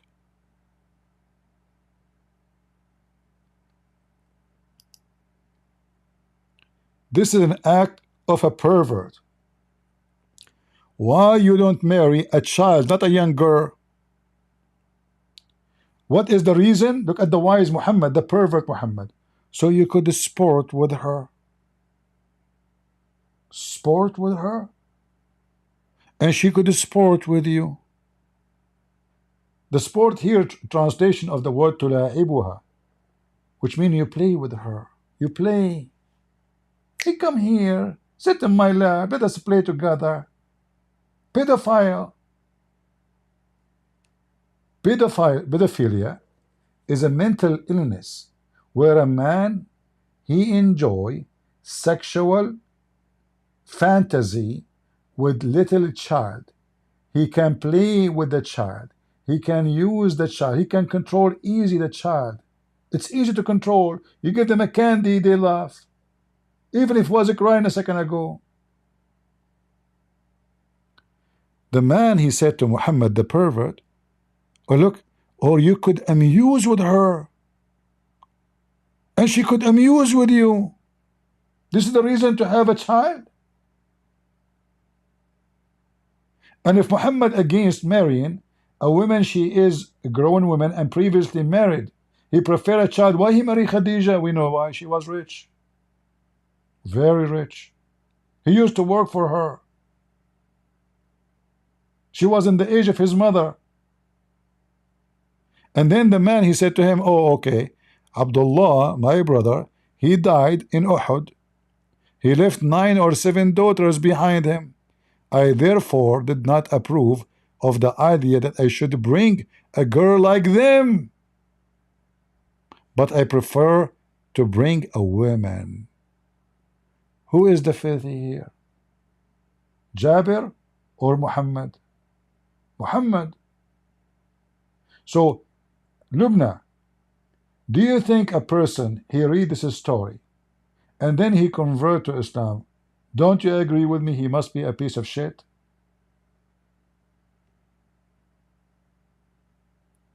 What do you think, Lubna, if you are married, and your husband, he love you, and he is not complaining, and then Prophet of Allah, he come to your husband, he say, hey, why you want to go home fast? Oh, Prophet of Allah, I just married, newly married, and I miss my wife. Oh, you married? Did you marry a previously married woman? Or little girl, you can sport with her? Huh? Why? Why you marry? Oh, I married a widow. What? Why you do that? Why? Why you don't marry a child? Why didn't you? Look at the advice. Why didn't you, you idiot?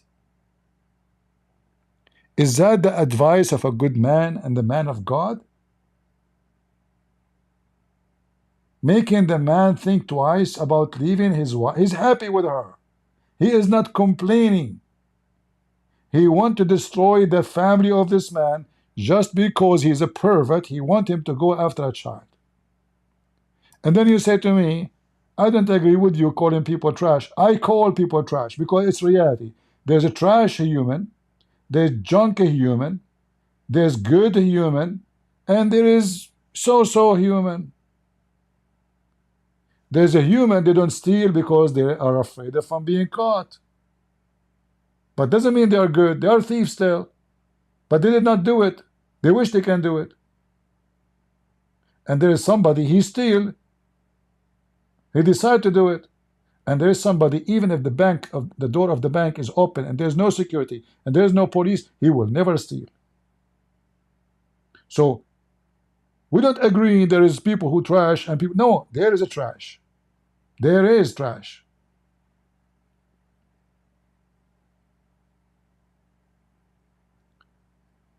When people they say, like in America we say, all men created equally. Yes, God created us equally, but we are not equal.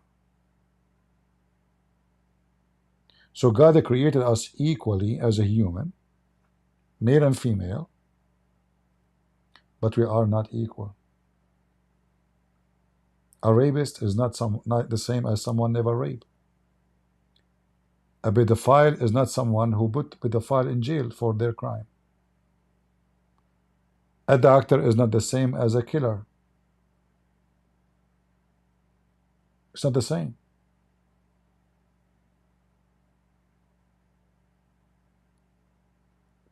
So I advise everybody, don't follow the trend of being hypocrite, politically correct. If you want to be Christian, you say things as it is. If you cannot say it as it is, then you are not a Christian.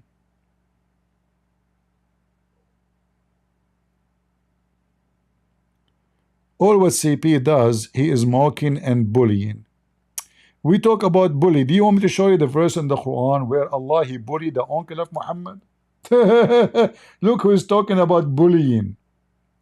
Hey Didi, are you Didi the one who is in jail now for human trafficking? Get out of here. You are like a chihuahua holding my pant. You keep going between my legs.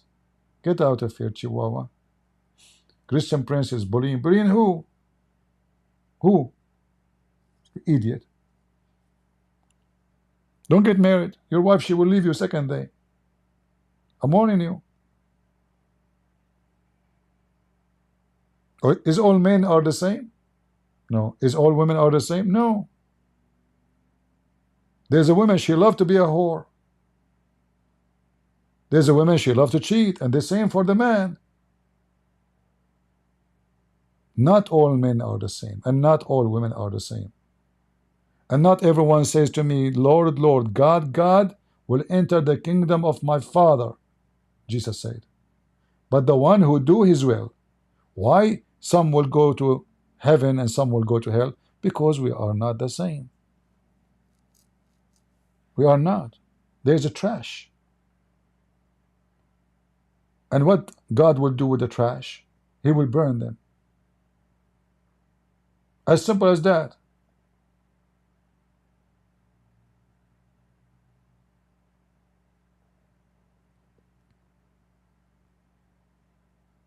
You don't have to agree with me. I'm the last one who care, who agree, who don't. When I was a kid in school, the teacher, he said, not you, not you. No, no, no, no, don't ask me question. No, no, no, no, no. No, no, no, no, no, no, sit down, sit down, sit down. I hear nothing, I hear nothing. He put his fingers in his ears. Imagine, a teacher, a grown man, he put his fingers in his ears because he didn't want to hear my question. They cannot answer me even when I was a kid.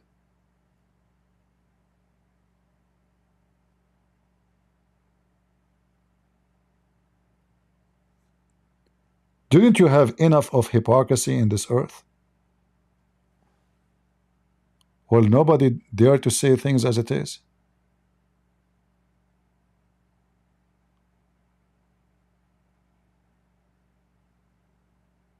Aren't you sick of it? Priest, he don't dare to say to you that homosexuality is against God. He's not a priest. A priest, he don't dare to say to you that Islam is satanic. He is not a priest. A priest, he is not willing to say to you that fornication is against God. He is a false priest. He is a money collector. In fact, he is a whore.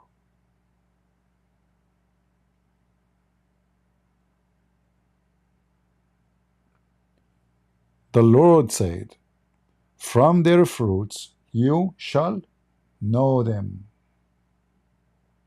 Not from uniform, not from wearing big cross, not from calling themselves a Christian Prince, from what they do, not even what they say, from their fruits. So I say to you, Lubna, you better read the Bible. Let me call you my sister. Is that okay? I hope that will not hurt you. I'm not against you. Honestly, I find in you that a new hope between Muslims, Muslim ladies. They start thinking, I understand you don't dare to say 13 things because you live between Muslims, you will lose maybe your family, etc. I understand, but that means there's many Muslim women, they start thinking and they are trying to figure out where to stand. I'm with you, and I will support you. You can say, I don't agree with anything Christian Prince, but in my heart, I know what is in your heart. I can feel it. In your heart, you are saying to yourself, what a stupid religion is called Islam. What a filthy prophet, his name is Muhammad, which means the praised one. I mean, the praised one is a child molester.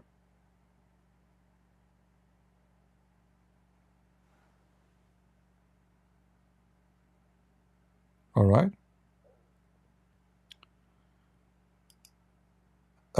Somebody saying he He is saying there is similar trash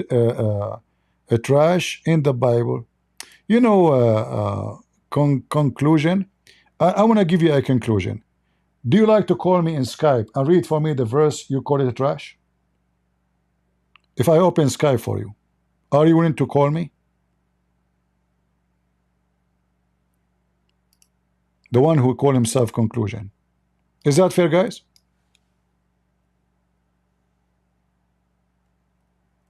You call me and you read the verse for me. You say to me it is in the Bible and it is a trash. You change your name, you keep coming, you know. I mean, you are very funny. We call you to come to the mic, you don't dare to do it. Do you know why? Because you're trash.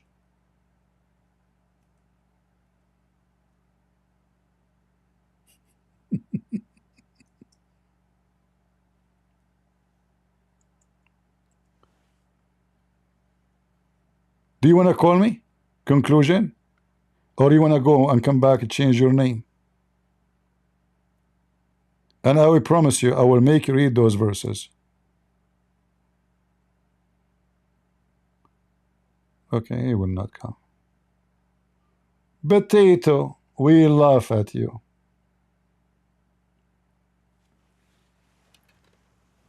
We laugh at you. You know, when somebody, he mentions something, he say in the Bible we can find trash. If we go and read, you will see how you are the trash, not what you see in the Bible.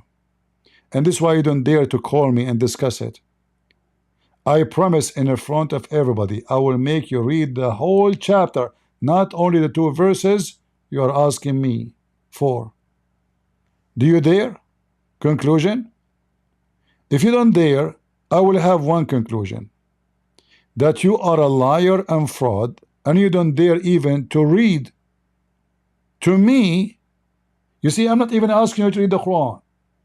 You claim there is something trash in the Bible. I say, okay, do you want to read it? Still the coward you, don't dare to read it. You don't dare. Because you know who is the trash. So I will repeat for the last time. Are you willing to call me in Skype and I will make you read Exodus for everybody so you can expose the Bible? Yes or no? Last call. Say yes, I will open Skype for you. Wallahi, I would have come, but I have seen enough of you. Ah, wallahi. Just to let you know, by the way, when somebody say wallahi, he is a gay. In the Middle East, nobody say wallahi unless he is a homo.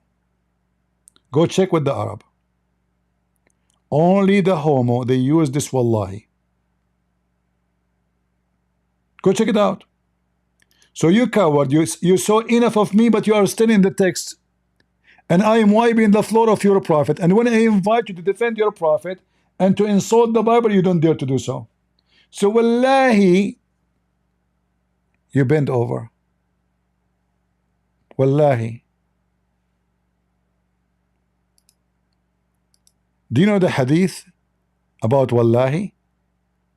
A bunch of Muslims, they came to the Caliphate Uthman, and they said to him, we have an imam who is a gay, and he exposed his butt, and it's round and beautiful. Uthman, he said to them, okay, when somebody do good deed, do the good deed. They said, but why we want to pray behind the gay? In our opinion, and they said to him, he is tempting us. I mean, look, the Muslim Abdul, he is claiming that it's not right for the gay to pray and to be the imam. But in the same time, he claimed, and the group with him, that this gay is tempting them, which means they are a bunch of gays too. Because if you are not a gay, how you can be tempted by a gay? Huh? And look how many gays. In every house in Mecca, there is a gay, including the house of Muhammad. Look, all those hadith in front of you. Here, this hadith here, this guy, he asked the brother of Aisha to marry a female guy, which means a boy, a transgender.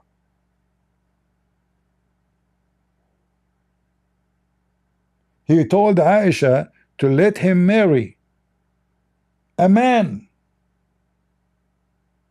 This is your religion, potato. And the hadith about the gay being the imam, read it with me. Read it. And this is al-Bukhari, brother. Listen. I went to Uthman ibn Affan while he was being assigned and said to him, you are the chief of all Muslims in general, and you see what we fearing to you. What fearing to you? We're a bunch of garbage. We are led in salat and prayer by a leader of al-fitna. And look what al-fitna, trial, affliction, etc. All of this because this guy is a gay. And we are afraid we are being sinful following him. Okay, so they are being tempted. They have a fitna. You see the word futina wa fatana when you see something is amazing for you, something so beautiful, something tempting you. So this guy coming with a group of Muslims to the caliphate, saying this guy is a gay. And when he bent over in front of us, we are in the state of fitna. We are getting horny, brother. The caliphate said to them, oh, so what? Okay, listen carefully. As salat and prayer is the best of the deeds. So when the people do good deed, do the good deed. Do the same. Avoid those bad deeds. As Zohri says, in our opinion, one should not offer salat behind an effeminate person unless there is no alternative. So now we understand it's about a gay, right? They try to hide it in the translation, but doesn't hide for long.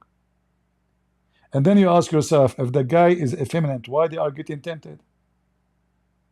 Because they are a bunch of homo themselves.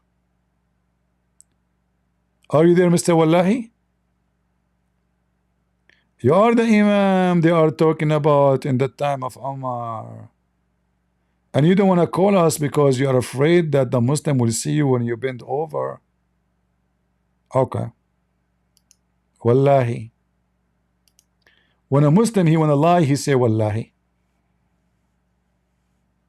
The second you see a Muslim saying Wallahi, that mean he is lying. And here you see the difference between Christianity and Islam. The Bible and Jesus forbid us from taking oath. Either you say yea, yea, or nay, nay. Jesus says anything else above that is from the devil. Muhammad, in fact, let me show you. A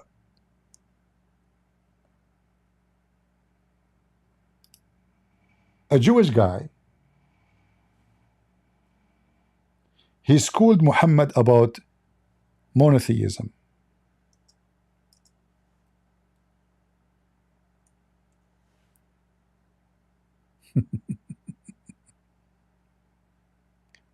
The stupid Muhammad do not know what one God mean, and the proof in front of you. And this is authentic. All of this is authentic. Sahih. Look how many times repeat it. Sahih, Sahih, Sahih. Let us read together. Who is the one is schooling Muhammad about monotheism? A Jewish woman. Who? A Jewish woman showing Muhammad that he is a pagan. She said to him, you are setting up revils to Allah. She did not use the word Allah, by the way. She did not use it. To God. And associating other with him. Speaking to who? To Muhammad. Who? A woman. A Jewish woman. You say whatever Allah wills and you will. And you say by the Kaaba, they swear by the Kaaba. Muhammad, look, he did not argue. He did not dare to argue with the Jewish women. He agreed. So he told his men, from now on, when you swear, say by the Lord of the Kaaba. And when you say whatever Allah will, then what you will. A prophet of God got busted by a Jewish woman. It's in front of you. Did Muhammad say to her, you are wrong? He agreed. And he did correct them. He said, from now on we do this as she said. So who is the prophet? Where was the God of Muhammad to teach him monotheism? Huh? A Jewish woman, she is teaching Muhammad monotheism? And you cannot say, oh no, he did not agree with her. No, he agreed. He told them, don't say that no more. Say as she said. And what she said, you are associating with God. You are mushrikeen. Muhammad agreed.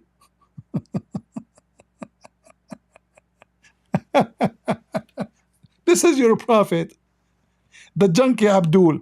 So the Abdul who's in the chat, he said to me, Wallahi, Wallahi, I have enough. I'm sure you have enough. I mean, you might be by now going to have a delivery soon. Your belly became so big from the lies of Muhammad. You know, Muhammad, when he died, what the hadith says?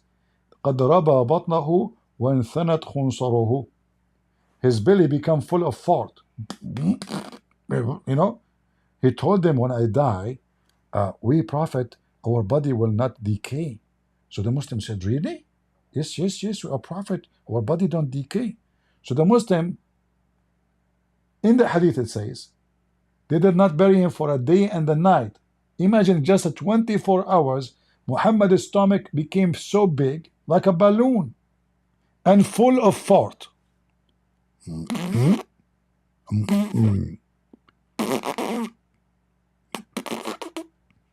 And the Muslims are sitting around the Prophet, who said to them that his body will not decay. And then his skin became greener. And Ibn Abbas, he said, ادفنوا صاحبكم فإنه يأسن كما يأسن البشر. Bury him. Bury your friend Muhammad. He stink like all human beings, they stink.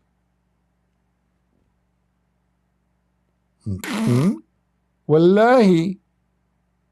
Where is Wallahi boy? You want to have a secret marriage, Wallahi?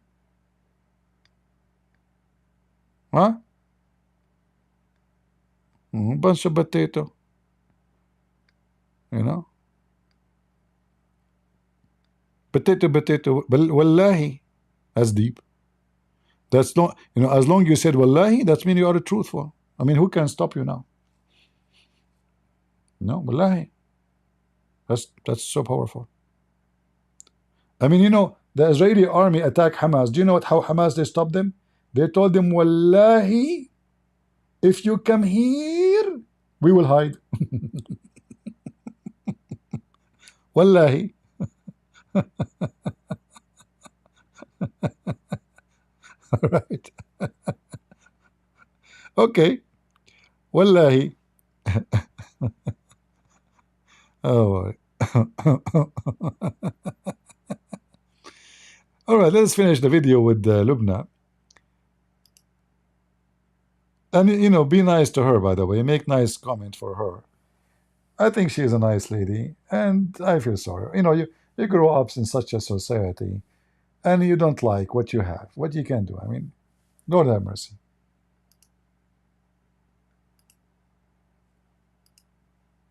I definitely don't think that anyone converting to or leaving any religion is trash. When somebody from Islam convert to Christianity, we take the best of you.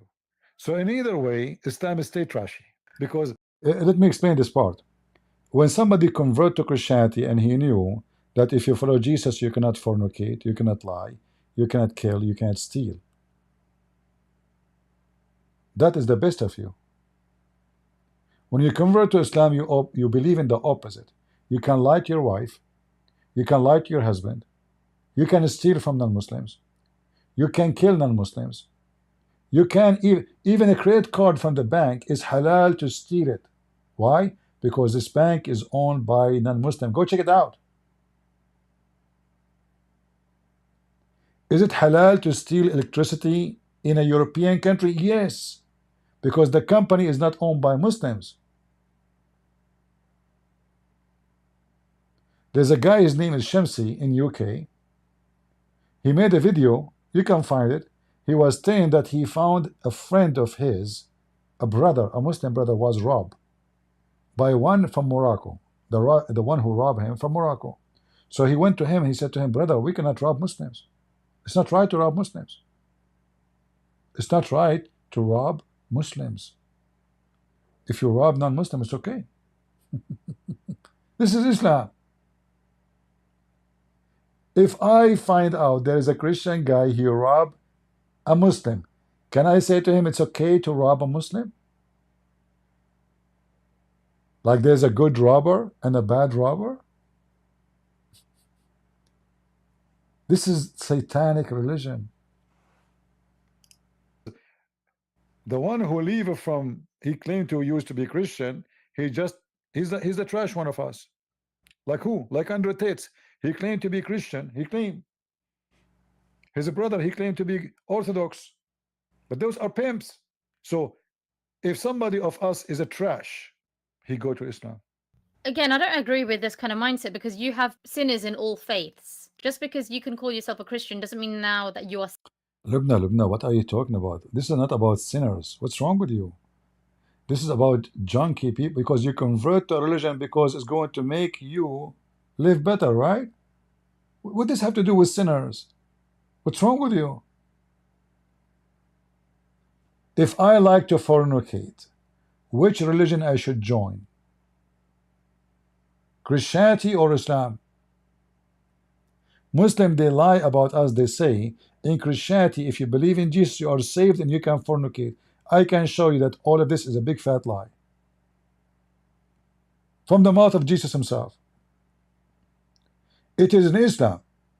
Allah in the Quran made it clear, Aka Muhammad, that anything besides shirk is not considered a reason not to go to heaven in Islam.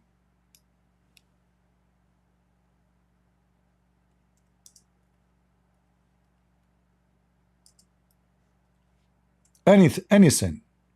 Homosexual go to heaven, thieves, criminals, killers, all of those, they go to heaven in Islam. The only sin Allah will not forgive you is to take partner with him, and the verse in front of you. Christians, is it true in the Bible it says that fornicators, homosexual, thieves, drunken, etc., they will not go to heaven? Does it say that? It says that. Even drunken will not go to heaven. Thieves will not go to heaven. Fornicator will not go to heaven. Adulterers, they will not go to heaven. The Quran is so clear. Anything else, any other sin, it doesn't count for Allah.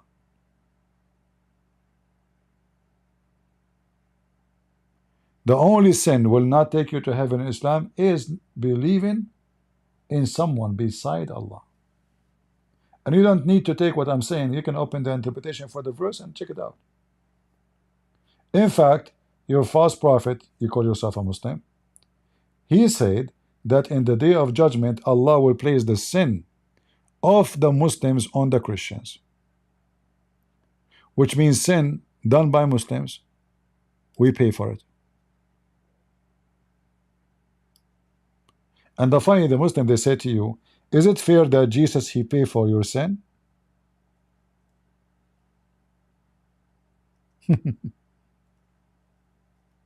No, it's not fair. Who said this about fair? And when Jesus died for my sin, doesn't mean I can't do sin. Jesus died for my sin, which means because of my sin, he came to save me.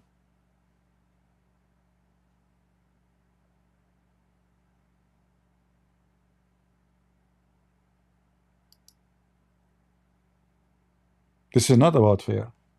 If it's fair, nobody will go to heaven. Nobody deserves to go to heaven. That's what is fair. Because why a sinner will go to heaven if all men and women are sinners? Nobody then deserves, you know, Islam and Christianity is totally the opposite. In Islam, you Muslims sin, fornicate, kill, rape, Christians and Jews will go to hell instead of you. In Christianity, nobody will go to hell instead of you. You will pay for what you have done. This is Muhammad, and this is authentic. When will be the day of resurrection, Allah would deliver to every Muslim, a Jew or a Christian, and say, this is your rescue from hellfire. Can you believe it? So why you call it the day of judgment? There's no judgment for Muslims. The Muslim, he deserves to go to hellfire. Allah will say to him, this is a Christian or a Jew. He will be the one who go to hell. You go to heaven. He will go instead of you.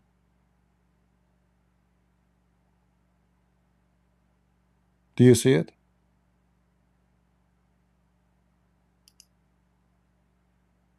Is that the case in Christianity? No. In fact, Muhammad even he said, when a Muslim man he die, any Muslim he die, there's Allah will take someone, he is a Jew or a Christian, to hell right away. Which means as we speak, a Muslim man he die in Pakistan, Allah will send a Christian man to hell right away. This is how filthy scumbag Muhammad is.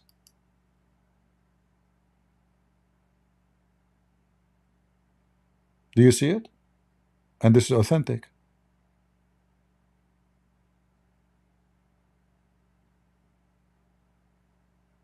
This is satanic religion.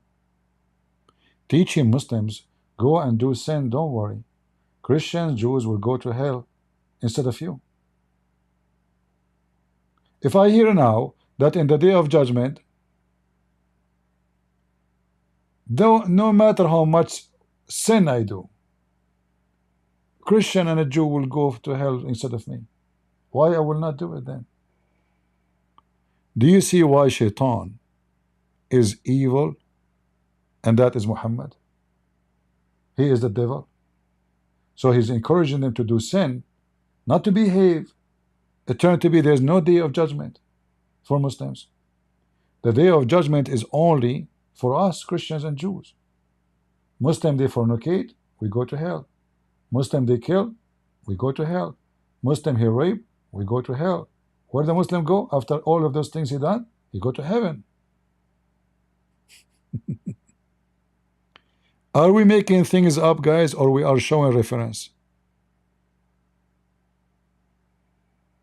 Are we making things up? We are not, right? Everything we say, we prove it. Have you ever heard me saying something I did not show reference for it?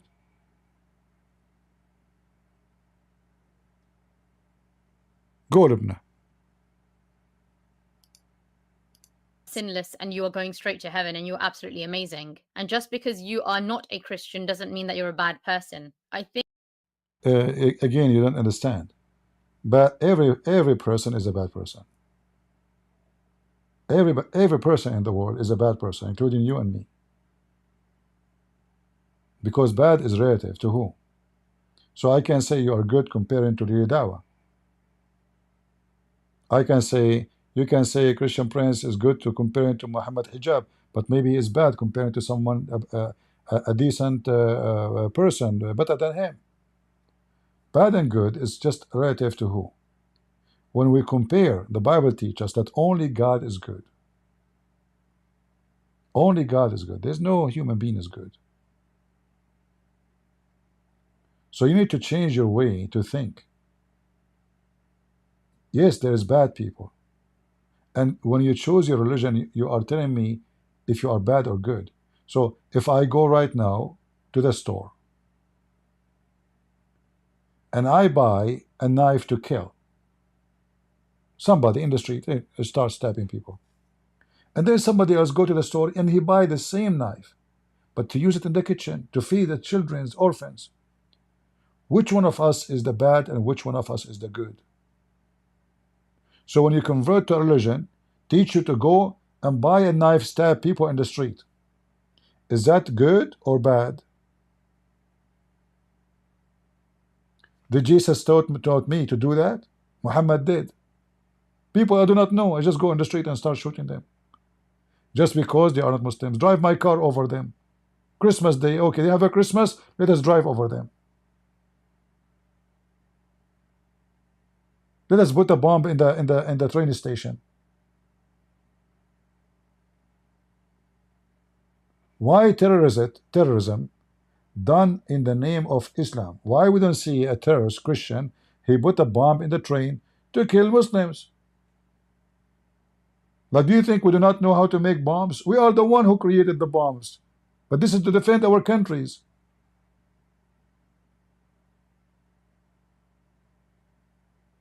A true Christian will not go and attack Muslims in the street just because they are Muslims. He will not kidnap a Muslim woman or rape her, as we see they are doing in Pakistan and Afghanistan to Christians. How many Nigerian Christians just killed in the last week? They enter the church, they start shooting everybody. When the last time a Christian, he took his gun and started shooting every Muslim? Don't tell me the one in Australia, he's not a Christian. And after 1 billion times the Muslims attacking people, killing them, there's a guy, he is not even a Christian. He went to the mosque and he shoot Muslims. Muslims, they even enter the mosque and shoot Muslims. When the last time a Christian, he took his gun and he decided to kill the Muslims?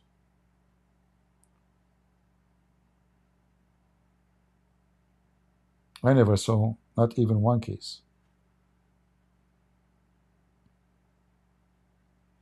Do you know why? Because for me as a Christian, I cannot justify it. But your religion justify it. You said yourself, you receive many threats because you say things Muslims don't like. Why they are threatening you? Because Islam justified. This is not them. If Muhammad says the one who don't want to leave Islam, let him leave Islam. Don't hurt him. They will not do it. They are doing what Muhammad said to them. I think that Christian Prince is portraying a very black and white view of the world and life, but in reality, you are again wrong. There's no gray. When it's come to God, there's no gray. Either black or white. You can't be between. You can't be 1 foot with the devil and 1 foot with God. You can't be.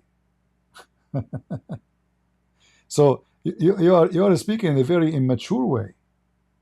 This is immature speech.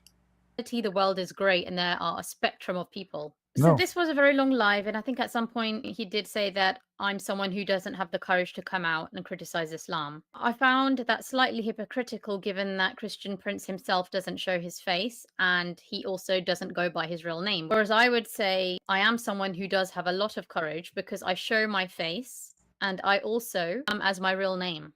All right. Here you see when you speak about courage, first of all, you did not say anything to insult Muhammad. So where is the courage of what you are doing? What courage?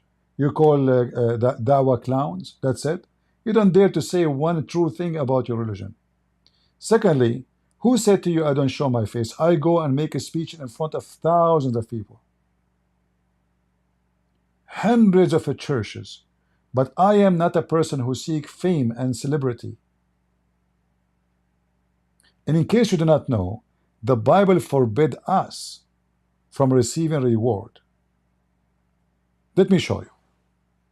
You are ignorant because you're a Muslim, and every Muslim is ignorant until he proved the opposite. Let me open the Bible.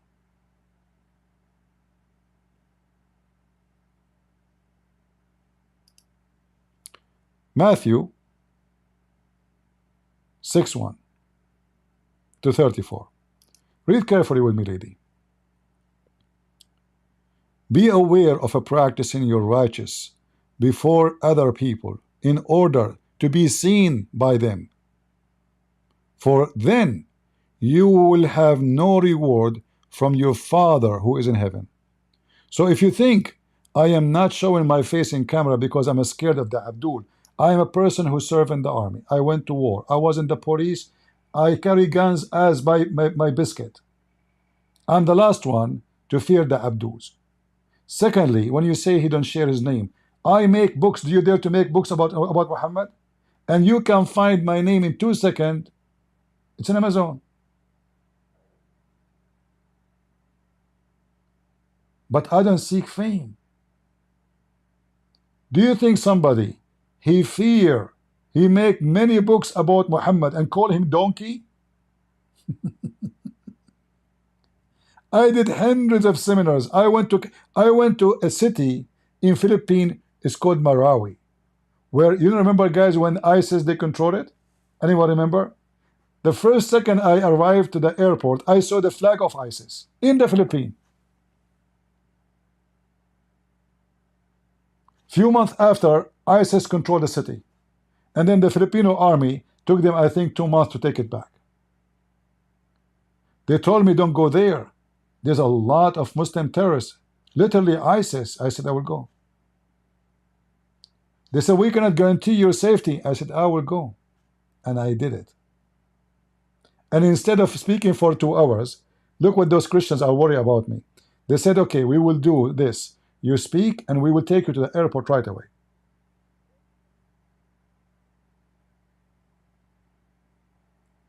When I went there, I enter it was a stadium, actually. It's not even a church. It was a basketball stadium. I supposed to do 2 hours. Then people, they will not let me go. The ministers of the church, they said, what we can do? People will not let you go. I said, we will miss the airplane. There's no other airplane for today, and this is the last one. You know. I said, okay, we will buy you a ticket tomorrow. So instead of staying 2 hours, and they are the one who insist for 2 hours, actually. I'm not afraid of anybody, but they were worried they cannot protect me. Even those Filipinos, they have guns with them. So I spent the whole night there. So people, they see me. People, they know me. I go, I travel, I go to different countries. So if you think I am not being brave to show myself, you are mistaken. I'm not seeking to be a celebrity. I don't want to go in the street and people want to take a picture with me. People who hate me or who don't hate me, I don't care. I have millions of people love to see me. But this is my Bible.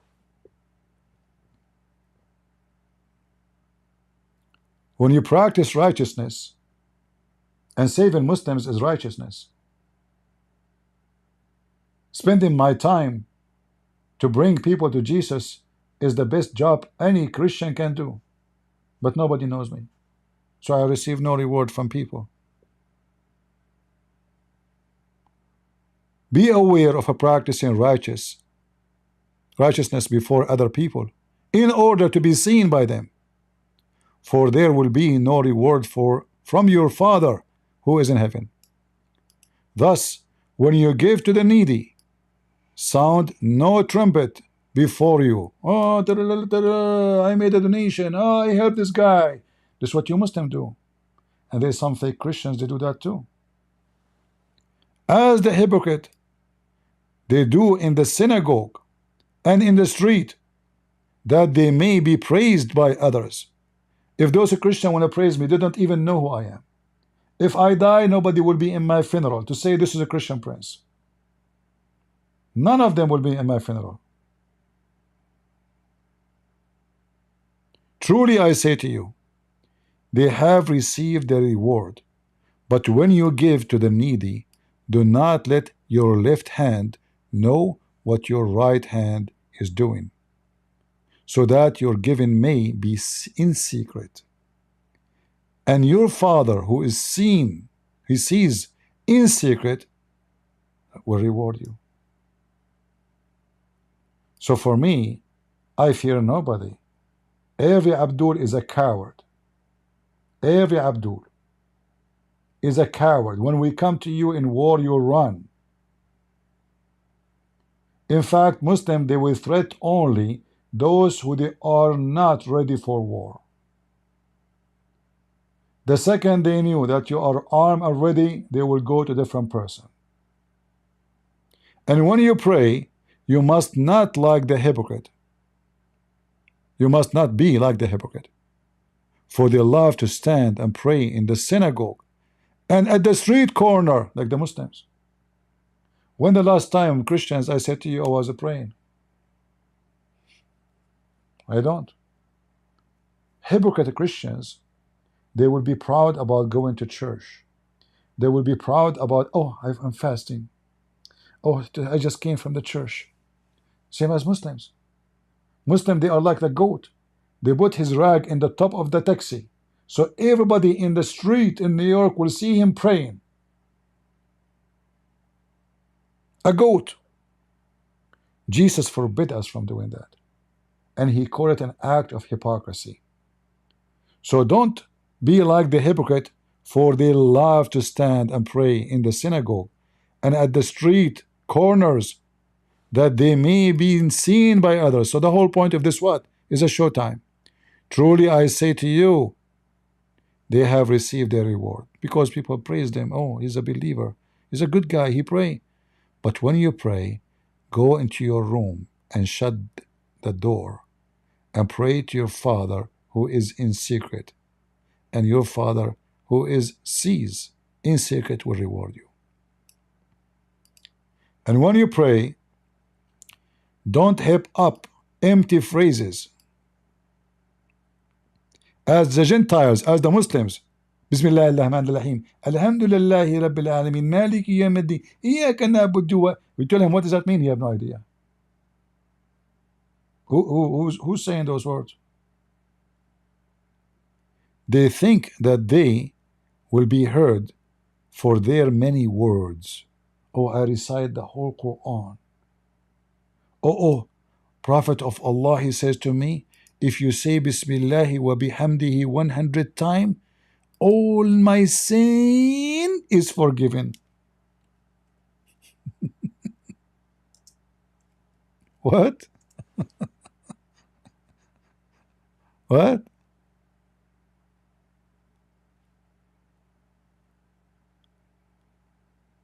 This is religion? Look at this.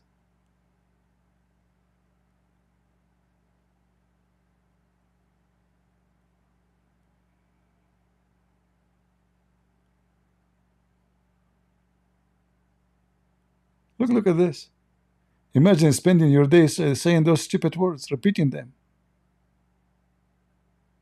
Look at this.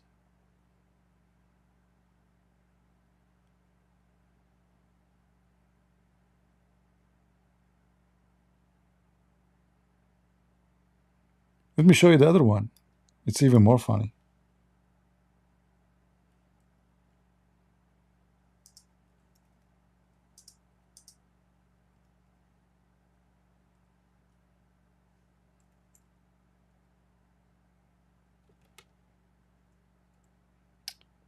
Okay.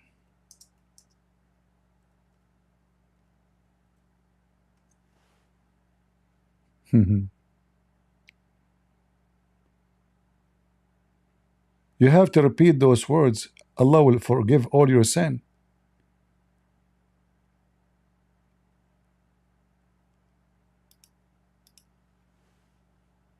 Let me find it faster.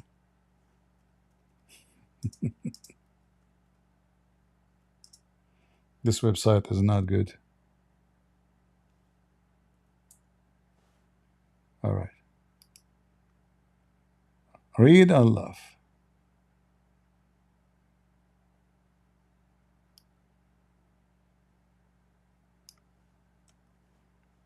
Let's try to find it in a faster way.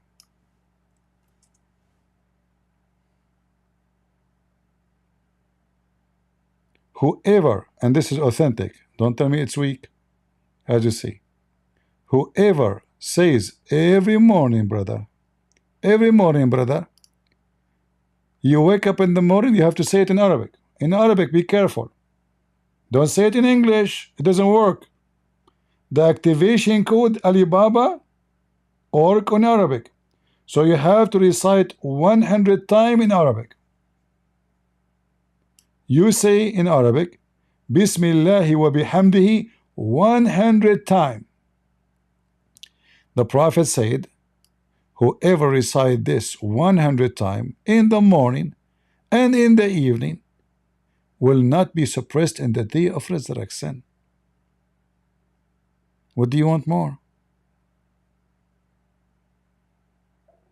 100 times in the morning, 100 times at night. All your sin is gone. Look what Jesus says to us. Totally the opposite. Those pagans, they keep repeating their prayer. They think they will be heard because they speak many words. Don't be like them, for your Father knows what you need before you ask Him. Pray like this. Our Father in heaven, hallowed by your name. Your kingdom come. You will be done. Your will be done on earth as it is in heaven. Give us this day our daily bread, and forgive us our debt, and also we also forgiven our debtors, and lead us not into temptation, but deliver us from the devil. Amen. We are totally different. Your religion is a religion of hypocrisy. So if a Christian Prince, he don't show himself, I go to seminars, I did hundreds of seminars, I write my books, and only very brave people would do that, because you know the consequence of writing books calling Muhammad false prophet. If I fear you Muslims, I will never open my mouth. But when Muslims they threaten me, I laugh, and I challenge you to come to me. So when you say to me, I'm showing my face, I don't care if you show your face. You said nothing. You did not even dare to say the reason for this garbage is Muhammad. You just say that this is the clown of Mimi Hijab and Da'wah. Muslims, they don't care for saying that. They will be upset if you say Muhammad is the clown, but you don't dare to say it. So you are the brave. You are in fact so terrified to say what I say. And saying it by showing your face or not will not change anything. When I go and do seminars, how many Muslims were there? We don't know. Is it possible there's Muslims there? Sure. Why not? Actually, in many seminars I did, Muslims they presented and they asked me questions. I remember once actually, a Muslim woman, she was upset. She said to me, what you said is not true. You said that the heaven of Islam is made for men. Isn't it true that the Prophet, he said, a Muslim woman, when she go to heaven, she will be 70 times more pretty? I said to her, Prophet Muhammad says that? She said, yes, I can show you the reference. I said, okay, I'm not going to argue about it. I guess he did. But look what happened. And I have a board in the stage. Always when I teach, do seminars, I ask them to have a whiteboard. So I write on it.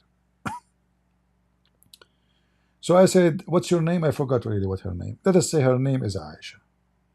So I said, let us say there's 3 women. One her name is Fatima, one her name is Aisha, one her name is Khadija. Aisha is twice more pretty than Fatima. Fatima is already twice more pretty than Khadija. And then Allah made the three of you 70 times more pretty. So what happened? She said, I don't understand. I said, nothing changed. So you were, let us say you are Khadija. You are the last one in the beauty. Aisha is already 3 times more pretty than you. 70 x 3 is 210. Fatima is twice more pretty than Aisha. Sorry, more than Khadija. That means 70 x 2. She is now 140 times more pretty than Khadija. Khadija now is 70 times more pretty. So you were ugly in earth, you are ugly in heaven. People die in the church laughing. Supposedly now she became. Why you claim that Allah will not give women anything? I will be 70 times more pretty. Like nothing changed. Because all the women who are going to heaven now will be 70 times more pretty. So if a woman she was on earth, she is more pretty than you. She's still more pretty than you. Nothing changed, in fact. Same time, are you pretty because Allah was trying to make you pretty, or you will become a sex toy? Huh? What do you mean now you are pretty?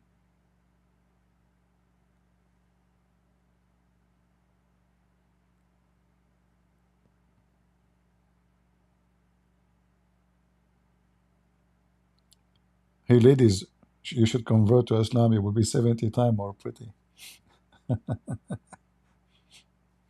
Hey, Allah, are you going to make Christian Prince 70 times more handsome? Christian Prince, first of all, it doesn't matter how many times Allah make you handsome, you will not be handsome like me. Zakanak, what are you talking about? Are you serious? So even if you make me 70 times more handsome, I will not look good like you? Exactly. Do you have any proof? Christian Prince, first of all, look at my shoulders. What do you mean shoulders? Ah, you mean shoulders. In fact, they look like shoulders. They don't like shoulders. Where is your shoulder, Zakanak? I mean, when you wear the jacket, I see a jacket. I don't see your shoulders. Do you even have bones? Get a breath. Respect yourself. I am that fasting because I'm a believer. What do you mean fasting? You Muslim, you eat like a mule, especially in Ramadan. But still, where does the food go? Where is the money of the donation going, Zakir Naik? Get a breath. Respect yourself. First of all, I swear by Allah, I did not eat lobster since last week. Since last week, you did not eat lobster? What you ate yesterday? Get some breath. We are very conservative Muslims and we don't like to spend money. I went to the 5-star hotel and the Prince of Saudi Arabia, he paid for the hotel. Oh, okay.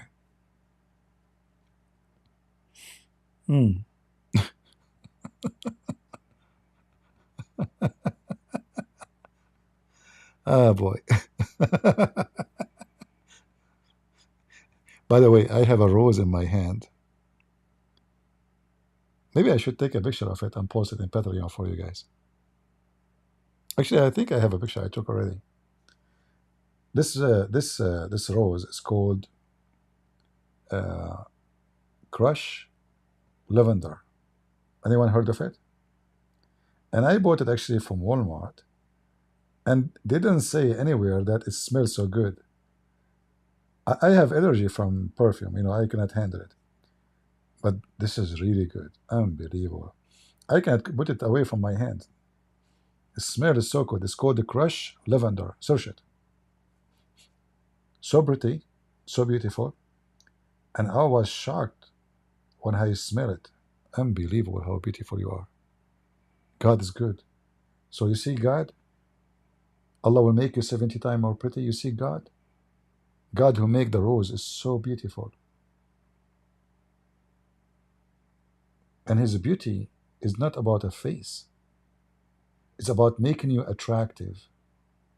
And the first thing you can be attractive with, according to the Bible, is not your face. It's how loving you are. It's how giving. It's how wonderful. It's how kind. It's not about a look. In fact, the most arrogant and ugly behavior is those who look so good because they are so proud.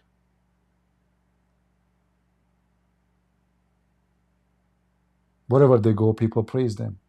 Even some cultures, they believe if you have a good looking face, you are a good person, which is absolutely false.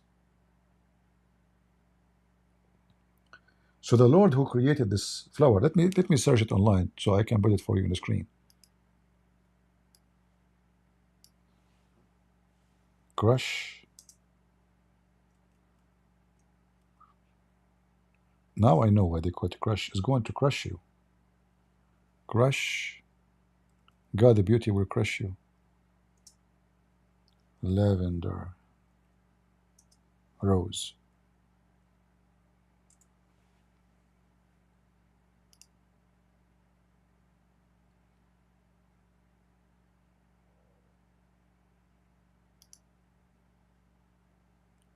All right. Very, very pretty.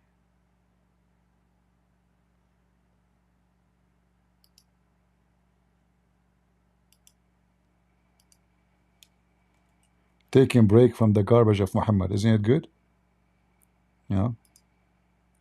Talk about something useful. Look how beautiful it is. Very pretty.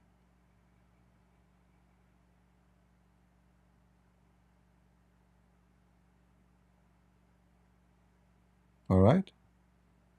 So if you like to have this rose, if you find it available in your area, and this is a climbing too, by the way, which means they will make a tree. This will be a tree, by the way. It's going to be like a climbing rose. Hold on, hold on. Maybe I can find a video. Hold on. The correct name is Lavender Crush. Lavender Crush. Climbing rose.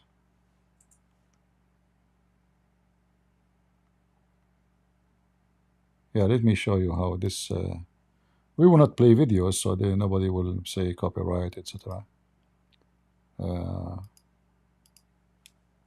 But we will show you to give you an idea.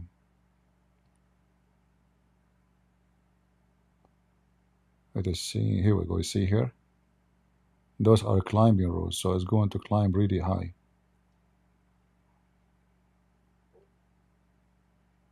Very beautiful. But I'm surprised about how beautiful the smell is.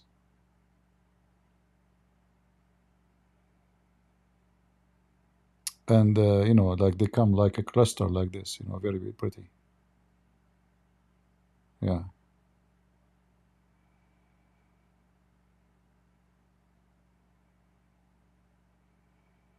Check it out.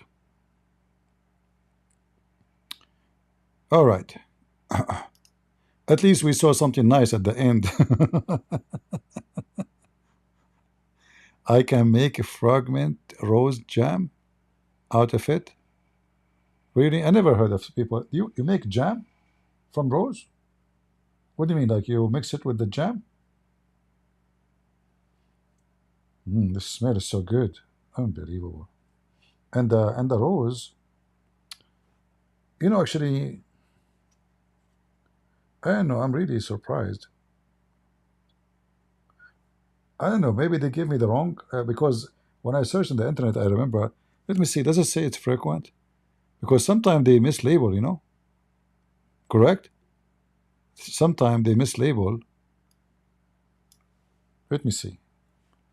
Because when I bought it, I don't remember. It says it's have a nice smell.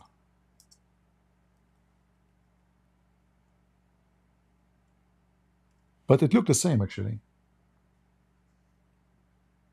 Yeah. In fact, it looked a little bit different. But maybe this is because it's too young. I'm not sure. I will find out. Let's see.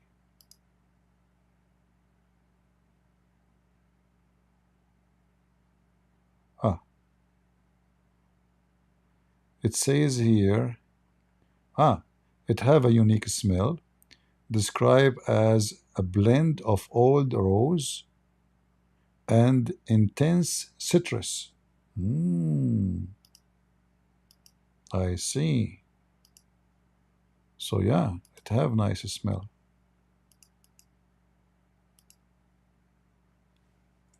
See what it says here?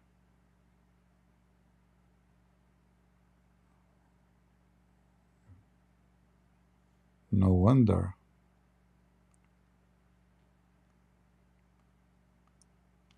All right. I hope we have a good time. Did we have any question?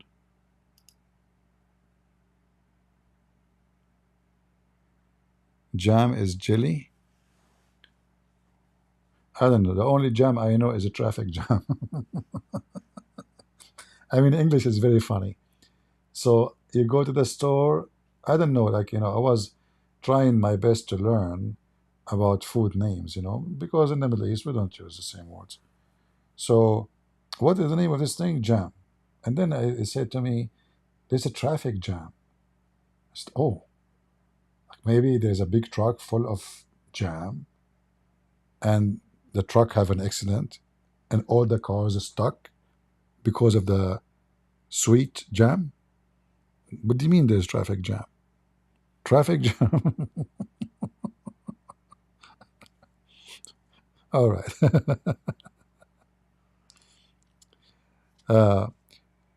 Will you ever build a church? Church is not a building. Who said to you, church is a building? Who is the idiot told you that church is a building? Church is not a building, my friend. Church is the family of Christ around the world. There's a building, there's no building. Building is just a place where people gather, just to make it, okay, here we meet. But any house, people, they meet in it, it's a church. As long as they are meeting in the name of Jesus, even if they are meeting in the desert. The church is the people, not rocks. All right? The church is built on the people, not on the rocks. So Peter, what Jesus says to Peter, right? Peter is not a, Peter, his name is a rock. Rock. Peter means rock. So you are the church. All right. So I want to say, I need advice. I work with Muslims and really need a job, but I cannot stand it. Well, if you need a job, my friend, what you can do? Work with the Muslims for now until you find something better. Supporting your family is very important. Like what you will do? You will steal? Work with Muslims. Be a good ambassador of Christ to them. Be good to them. Show them what Christians can do. And then find a job, better job, where you can, you don't like to work with Muslims. But for now, it's okay. All right? Have patience. You have to have patience. All right. I want to say thank you, guys. It's getting really late for me. I hope we have a good time. And again, I don't want to see anyone making a bad comment about Lubna. I think she is a good lady. Even though, like in the last, she mentioned, show your face and being brave. That is not being brave, showing your face. I am the one who is being a crusade. You have no idea, lady. I am the one who joined army when nobody want to go at the time of war. And I joined the USA Army to fight the Muslim terrorists. Not just war. I'm just giving you extra information. So a person who fear terrorists, he will not go to them by his own feet. Have you ever heard of one? No. So I want to say thank you guys for being here. And I pray the Lord, He will give you and answer your prayer. It is a great Easter, and I'm very proud of many Christians who come here. And really, I saw many comments actually under Lubna account video, and many of them, they have a very nice comment, very wise. I really like what I saw from the Christians, how they respond to Lubna. I am aggressive with everybody. Even with a Christian, he make a comment I don't like, I have no break. So you might get upset from me, but there's one thing you need to understand. What make me so tough and so harsh? Because I don't agree with Lubna that there's a gray. There's no gray. What the Lord, he says, either you are hot or cold. Otherwise, I cannot swallow you, right? Any one of you like to drink warm water? I mean, water is delicious when we are thirsty, but when it's warm, it's yuck. It doesn't feel good at all, even though we cannot live without it. So there's no gray. And because I don't have a gray in my life, and Lubna, she is right.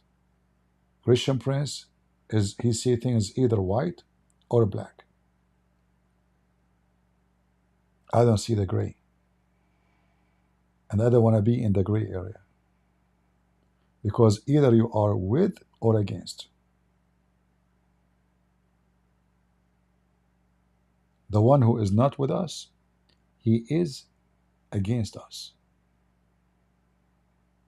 And the one who is not with Jesus, he is against Jesus.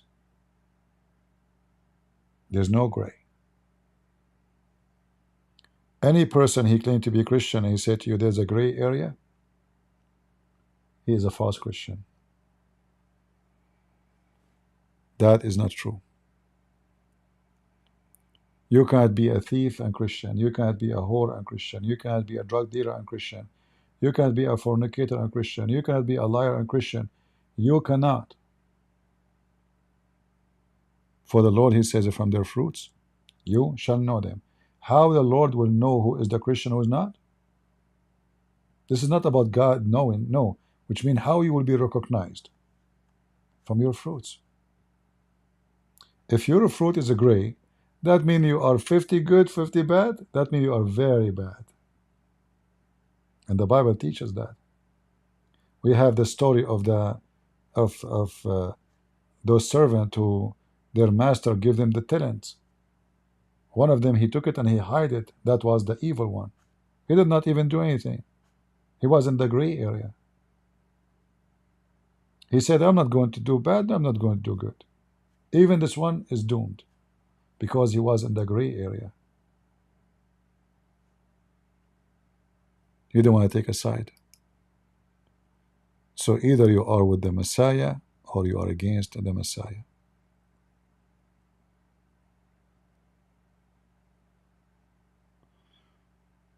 I did not see the video of the Hindus, but look like we are going to spend some time exposing the Hindus too.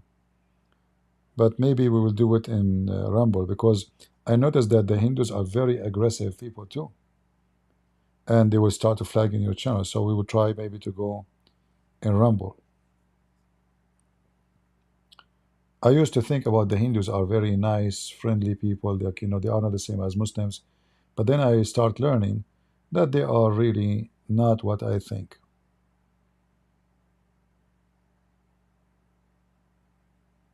All right?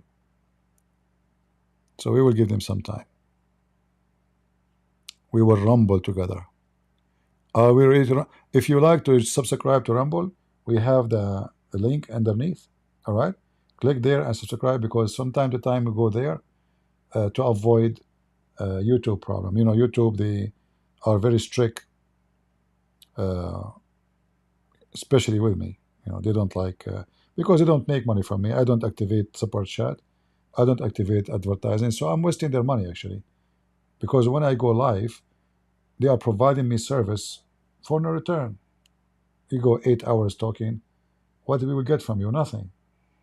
So they keep pressuring me to activate super chat. They keep sending me emails.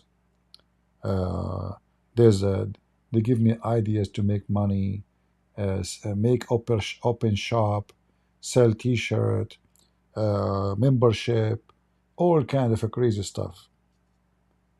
Yeah, and I don't want to do that. I'm not here to make business. The Lord is my provider, and He's good. He's always good to me. Even when I am in very bad need, the Lord is good to me. And I'm very always appreciating. Even when I don't have anything, I appreciate Him. Because there's very important thing. If I have everything. As long as I have my faith and I have my health, and the most important, the health of the brain, the Lord, He gave me a lot. I can see, I appreciate it. There's many are blind. I can walk. I'm so thankful. There's many they can't walk. I don't have pain in my body. I'm very grateful. Many, they are suffering every day from pain in their body. I'm very grateful. So even if there is no money, like I went through a very harsh time in my life, because of what I do, still I'm very grateful. And I believe that when you are grateful, you are happy. When you are not grateful, nothing can make you happy. It doesn't matter how much money you have. It doesn't matter how big your house. It doesn't matter how much people praise you. If you don't appreciate, you got nothing. Because always you are greedy. You are not satisfied. A person who have appreciation, he is satisfied. He will be happy. And many of us, we have a disease. And that disease is not to appreciate what we have. We wish to be somebody else because we are jealous. We are greedy. We never have enough.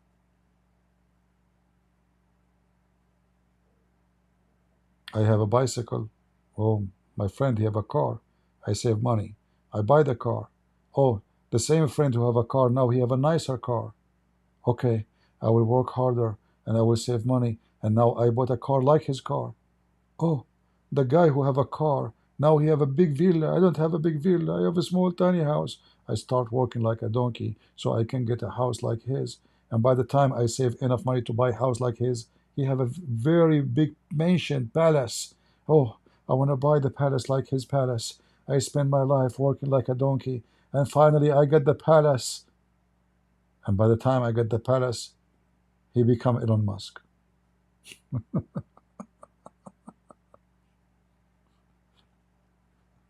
He will never be happy. It doesn't matter how much you make. The key of happiness is appreciation. A man who don't appreciate his wife, it doesn't matter how pretty she is or how not pretty, he will never be happy. Because he don't appreciate her. And the same for the women, she don't appreciate her husband. It doesn't matter how good he is. She don't see where he's good. He provide, he buy her gift, he speak nice to her. Well, she don't appreciate it, so he's bad. A person who appreciate, they will be happy if they eat little tiny bread and maybe little olive and thank you, Lord, I'm happy. Thank you. I'm not hungry. Thank you, Lord, I did not sleep today and I'm cold, shivering. I'm not sick. I'm not in pain. I'm not worried. I'm not starving. I'm not dying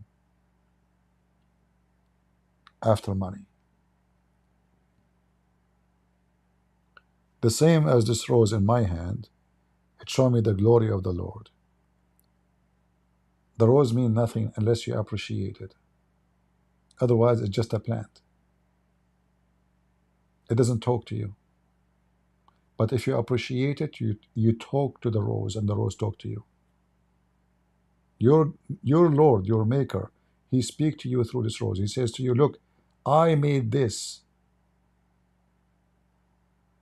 Do you see this beauty? It's my hand art of work. And if you see it and you appreciate it, then you will appreciate your Lord. I appreciate seeing trees, plants. They make me wonder how wonderful the Lord, how things work, how you put a seed in the dirt and the seed become a tree. It's amazing. So we as a Christians, we see what others don't see. And this is why when we celebrate the Easter, we are celebrating things others don't see. We celebrate love. It might look like it's about Jesus, He died on the cross, Jesus, He resurrected from the cross, but it's not just about the cross. The cross is love of Jesus. So the same, this rose can present your love to somebody. You give it to your wife, you give it to your fiancé, you give it to your husband. It's just to express your love. Jesus, He gave His life to you. This is His rose. And this rose is eternal. Not like the rose in my hand, will flourish for a few days and then will die. Your Lord, your Savior, they cut Him on the cross like they cut a rose. But the difference is this rose is always will be everlasting. His name is Emmanuel.